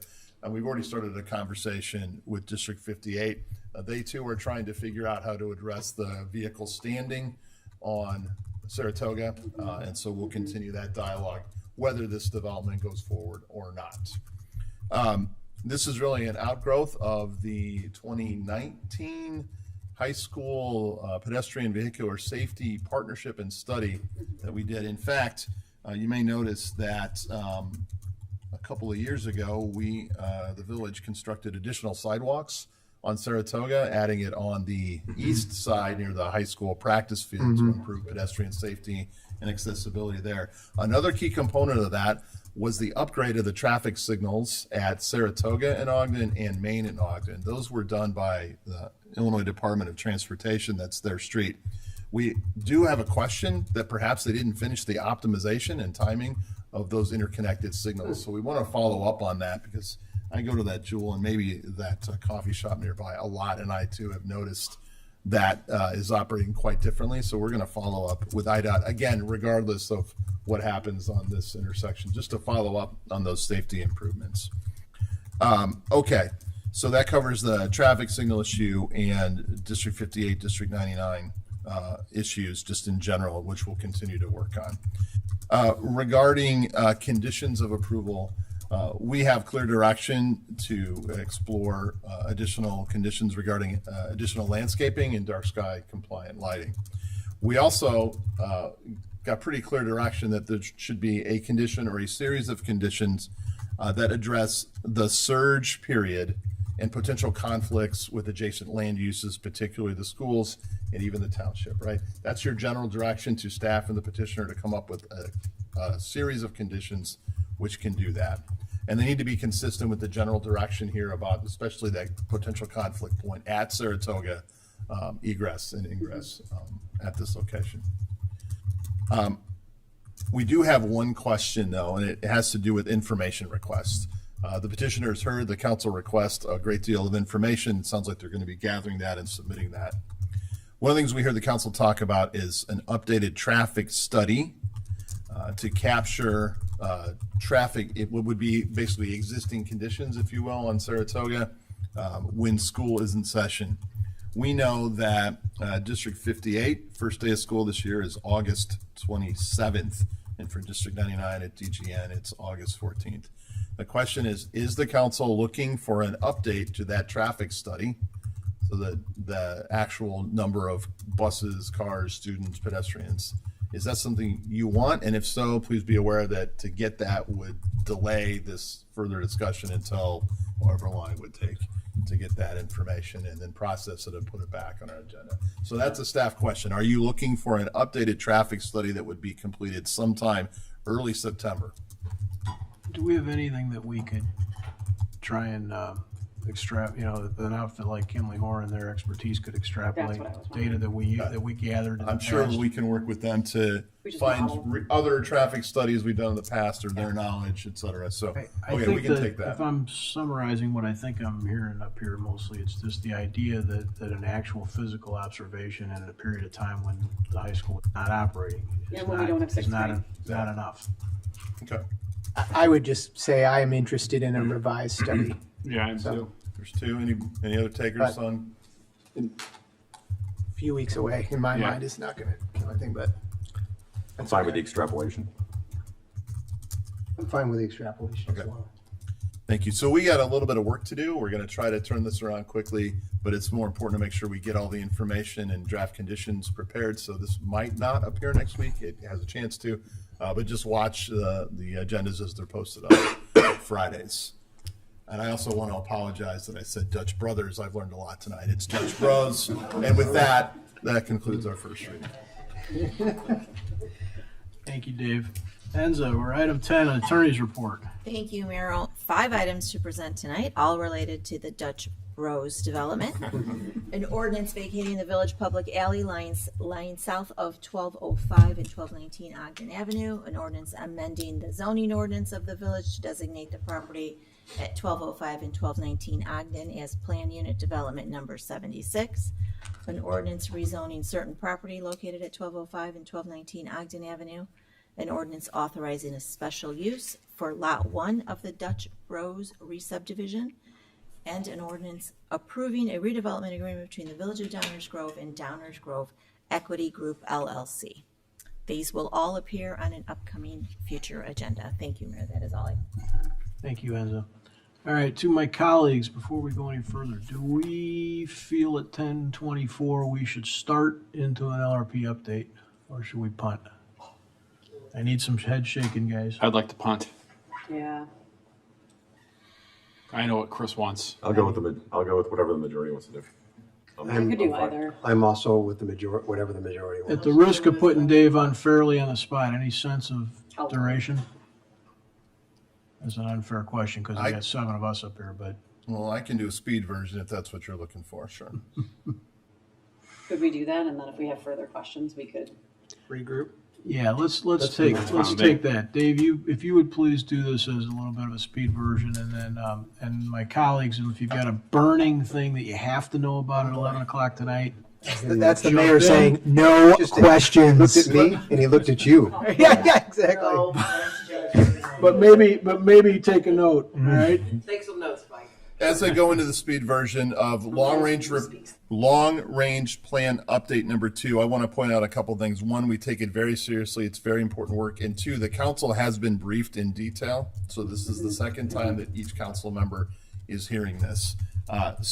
And I guess the third thing is there's opportunities for question at a later time. I will not go through the introductory comments on schedule and general approach or the key messages. They were all covered 2 weeks ago in meeting number 1. What we really want to concentrate on is a discussion first of the capital fund. The capital fund accounts for major infrastructure work like roads, sidewalks, traffic signals, crosswalks, things we've been talking about tonight. Revenues include home rule sales tax, telecom tax, and some property tax. The tax increases that the council put in place last year that became effective this year are working quite well. And that combined with the healthy fund balance in the capital fund shows that we have a strong likelihood that the capital fund will be sustainable through 2031 and should be able to pay for all of the recommended projects in the streetscapes plan within a 5-year period, all of them within a 5-year period, and the top 5 prioritized projects in the active transportation plan also over a 5-year period. In addition to that, it could provide $200,000 a year in annual funding for the public art program. When you have time, we have information both in this presentation and in the reports online that support the active transportation plan, the streetscapes plan, and provide the data and show how that could be possible. So the strategies and solutions in the capital fund are to continue to maintain the infrastructure at recommended standards, use that fund balance or a portion thereof, making sure that we have maintaining a fund balance each year to make sure we can make existing annual debt service payments, also seek grants, but really it's the bottom line. Use that fund balance and enhanced revenue for the construction of guiding DG capital projects in a way that we just talked about. That's a big win for our village. We can talk more about this in each of the annual budgets for the next 5 years. I'll pause there to see if the council has any questions or comments about this approach to the capital fund. Just a statement. Just because we have all the money and can pay for things, which is wonderful, but we also have to be serious about the logistics involved in getting all that stuff done within what time frame. Not prejudging anything, but we just need to be cognizant. We were talking about peaks and novelty periods, and we don't want to create a bunch of problems by trying to do too much at once. As you know, if you try to have all the trades in the house at the same time, Commissioner Davenport, that can be a bad thing. But glad that we have the cash to do it. Let's just be smart about when we do it. Anyone else? Go ahead, Dave. I want to move on to facilities discussion. So there we go. Okay. The village owns and maintains a portfolio of approximately 500,000 square feet of village primary facilities, like the Civic Center that we're in, Public Works, 4 fire stations, 2 train stations, a fleet maintenance facility, and a parking garage. Our vision, and this has been evolving over the last couple of years, is that it's imperative that we maintain our existing facilities well and in a financially sustainable manner, and that they need to be safe, professional, provide a comfortable working environment, and for comfortable and safe interaction with our customers, residents, members of the public. So this building we're in is a shining example of that, and it's that in mind that we should be maintaining and planning for facilities maintenance going forward. To accomplish this, a long-term maintenance plan has been developed for each facility. The planning includes a conditions assessment report, which was a priority action item from earlier this year, and identifies the maintenance activities for each of those buildings, which has been summarized in this table. So we're just putting the finishing touches on the facility condition assessment report, and we are now developing the maintenance plan you see here in front of us. The bottom line here, I want to highlight a couple things. One is that we need about $1 million a year on average to effectively maintain these facilities according to that vision. We're currently funding it at about $700,000. We need about $300,000 more. All the things that capital fund can pay for, want to add one more. It also appears to have the ability in a sustainable manner to provide that additional $300,000. That's more good news. So the first takeaway here is we need about $1 million a year. That's about 300 more.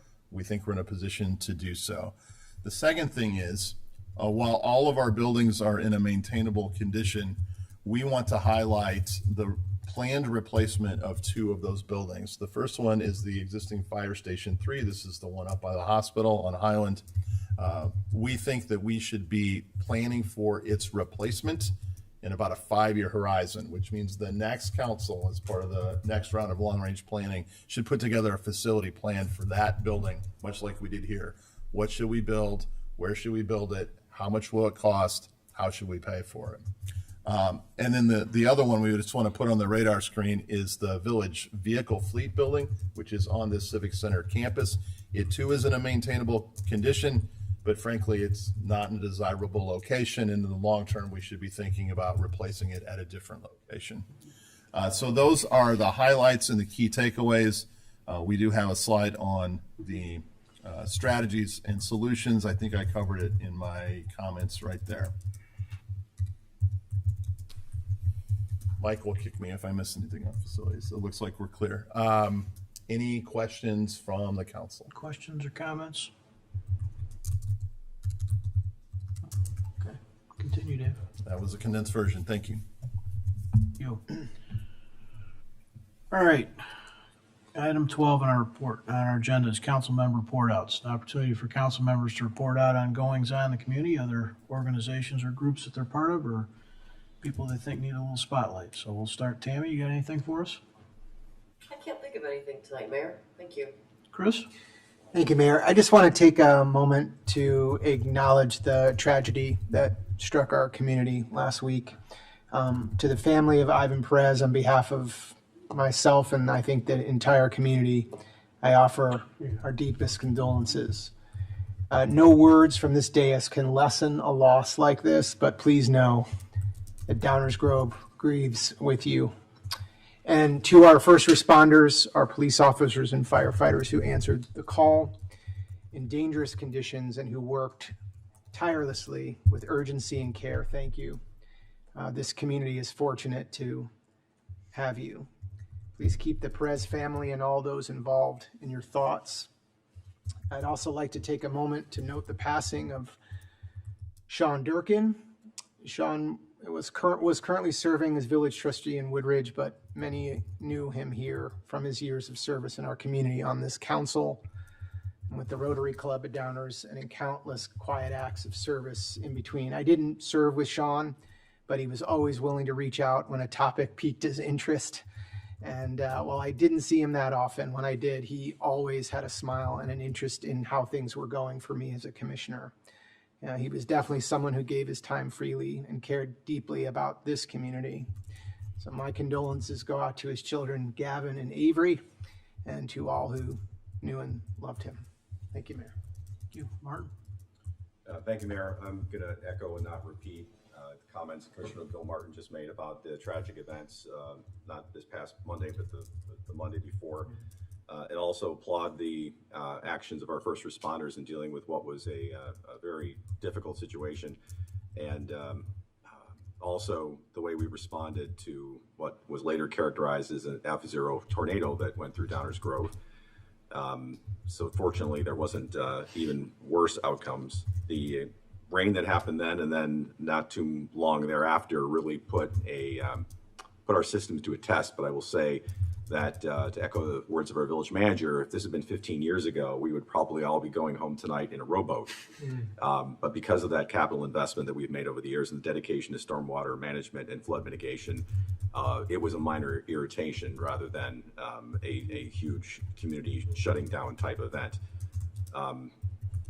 With respect to Commissioner Durkin, I had the privilege of serving with him on this day, as well, not this one, but the other one for many years. I know Mayor Barnett will speak to this even more deeply. He left us way too soon. Really a tragic, unexpected loss. My heart goes out to him and his family, the entire Durkin family, and we're all grieving with them. But Sean, you left us too soon, and we'll have a Pabst Blue Ribbon for you. On a lighter note, there was a Downtown Management Corporation report tonight from Erin. I can't possibly top anything that she said, so I will not add to it other than that we have a board meeting later this week. So the next time we meet together, I'll let you know sort of what the reaction is of the board members and the downtown stakeholders with respect to the construction that's going on in the downtown right now, putting in our flexible amenity spaces as well as Linda Kunze Plaza. Some more to come on that. And then last but not least, and also as a nod to Sean, because as a fellow Rotarian, he would want me to say that there are only 324 days left until Rotary Grove Fest. Thank you, Mayor. Thank you. Mike? All right. Commissioner Gilmart and Commissioner Tully, I couldn't have said it better, and I'm going to miss you, Sean. That's all. Thanks.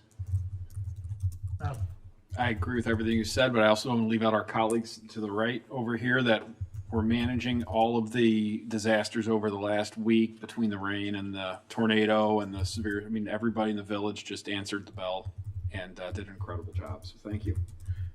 That's it. Thank you. Leslie? I'll start with my Park District liaison. I attended the grand opening, I guess, of the new McCullum Playground. It was a great time. Very hot though. But it is clear that they really spent a lot of time on that. They had gotten a grant through Open Lands, a grant for about $600,000. So that paid for a lot of the renovations.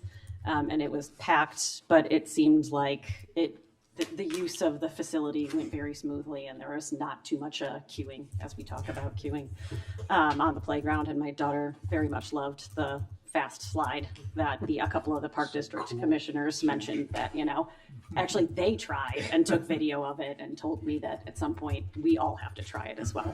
So is this going to be like that video of the cop going down Maggie Daly that's rattled around? Well, I was told that you should lift your legs up when you go down the slide, so if that helps a little bit. I also want to mention that the Grove Foundation golf outing is now open for registration for golfers as well. So any sponsorships, golfers, we would love to have you. You can get more information at thegrovefoundation.org.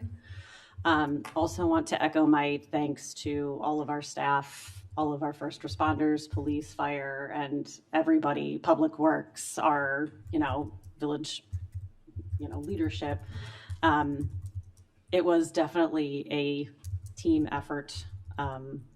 Absolutely grieving with the Perez family. That was a horrible tragedy, but it also showed just how impressive our first responders are, that one of the two was able to be rescued after 6 hours. Truly just an incredible feat, and shows their professionalism and also their level of training. So a huge thank you to everyone, because it was over the span of a couple days. It really did encompass a lot of our staff. So big thanks. And also I'm very glad that our police and fire have their peer support networks in place, because we don't think about it, but when you have been through a lot of those, we've had a tough couple of years, that really does make a difference. Also want to echo I'm so sorry to the family of Sean Durkin, especially his kids. I was that kid 31 years ago. And it's just as life-changing, and it'll never be the same for them. So all of my heart, my thoughts go out to his family. And he was, while we were probably diametrically opposed politically, we always had really positive conversations. He was a wonderful listener. He was a kind and empathetic person, and we were always able to come to some sort of agreement and had some really good conversations, especially about municipal issues. So he will be missed. Thank you, Mayor. Thank you. Mayor, can I try again? You sure may. You got to quit asking me to go first, because then I totally forget. And actually, I think I just blocked out last Stage fright week. there. Go ahead. I think I blocked out last week because I was on a street that was particularly hit hard by both storms. And so I think that made me realize what a wonderful community this is, because as I walked up and down the street checking on neighbors, one had a hole in their house, another woman had trees uprooted, and so many people were asking me what to do. Who do you call? What do I do about all these branches?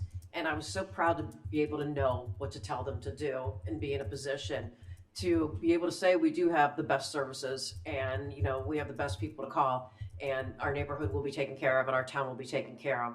And so I'm definitely proud to be a Downers Grovian, and I'm really thankful for everybody for doing the best they could in such a scary, scary storm. I was on the phone when it happened. Cell service went out, and I heard the EF tornado ripping through behind me. And so I never thought I'd have to live through a tornado, but I did, and I wouldn't want to be anywhere else but here, knowing that this is a place where people care. So that's it. Thank you. To my community here, not just the folks in this room, but you've heard about people acknowledging the good work over the last week, and that's true. And I want to say too that chance is chance, but it favors the prepared. And outcomes are never guaranteed. And the reason I say those is because everybody works so hard to generate certain outcomes. And they do it here on the dais, they do it in our public safety and public works. People train, people study, people work very, very hard for outcomes. But the one thing that I think is always a success that I've observed time and time again, we saw it again last week, is how our team goes all in. Everybody jumps all in for a solution. Even if they don't know exactly what the solution is going to be, I've never seen a village employee half-assing it on anything. And that's, it's not the most eloquent way of saying it. I didn't write it out. I'm looking at Chris. But it really, I think it's the success of Downers Grove, and I think it's something that we should all consider a success, is that when it's needed, everybody is all in. And that comes from top to bottom through the organization. It comes from this council also. I mean, this council doesn't make decisions that are winging it either. And so when you see a disaster and you see our public safety and public works teams huddling in a circle and figuring out what to do next, and knowing that whatever that decision is, they are all in, that should give everybody in Downers Grove both some confidence and some comfort, and also some pride at the end of the day.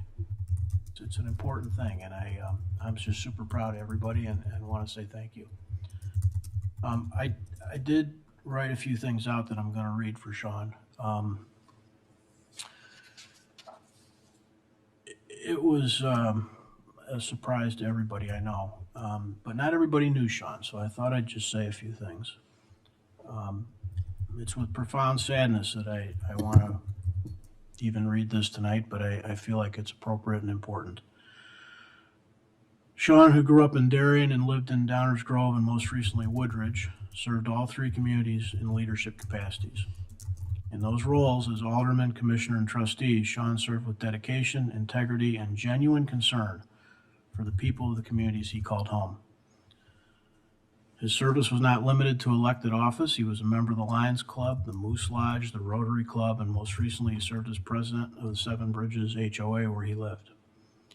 In his professional career, Sean worked in banking, but he brought that same dedication, integrity, and I think a good choice of words was vigor to the work that he brought to every other aspect of his life as well.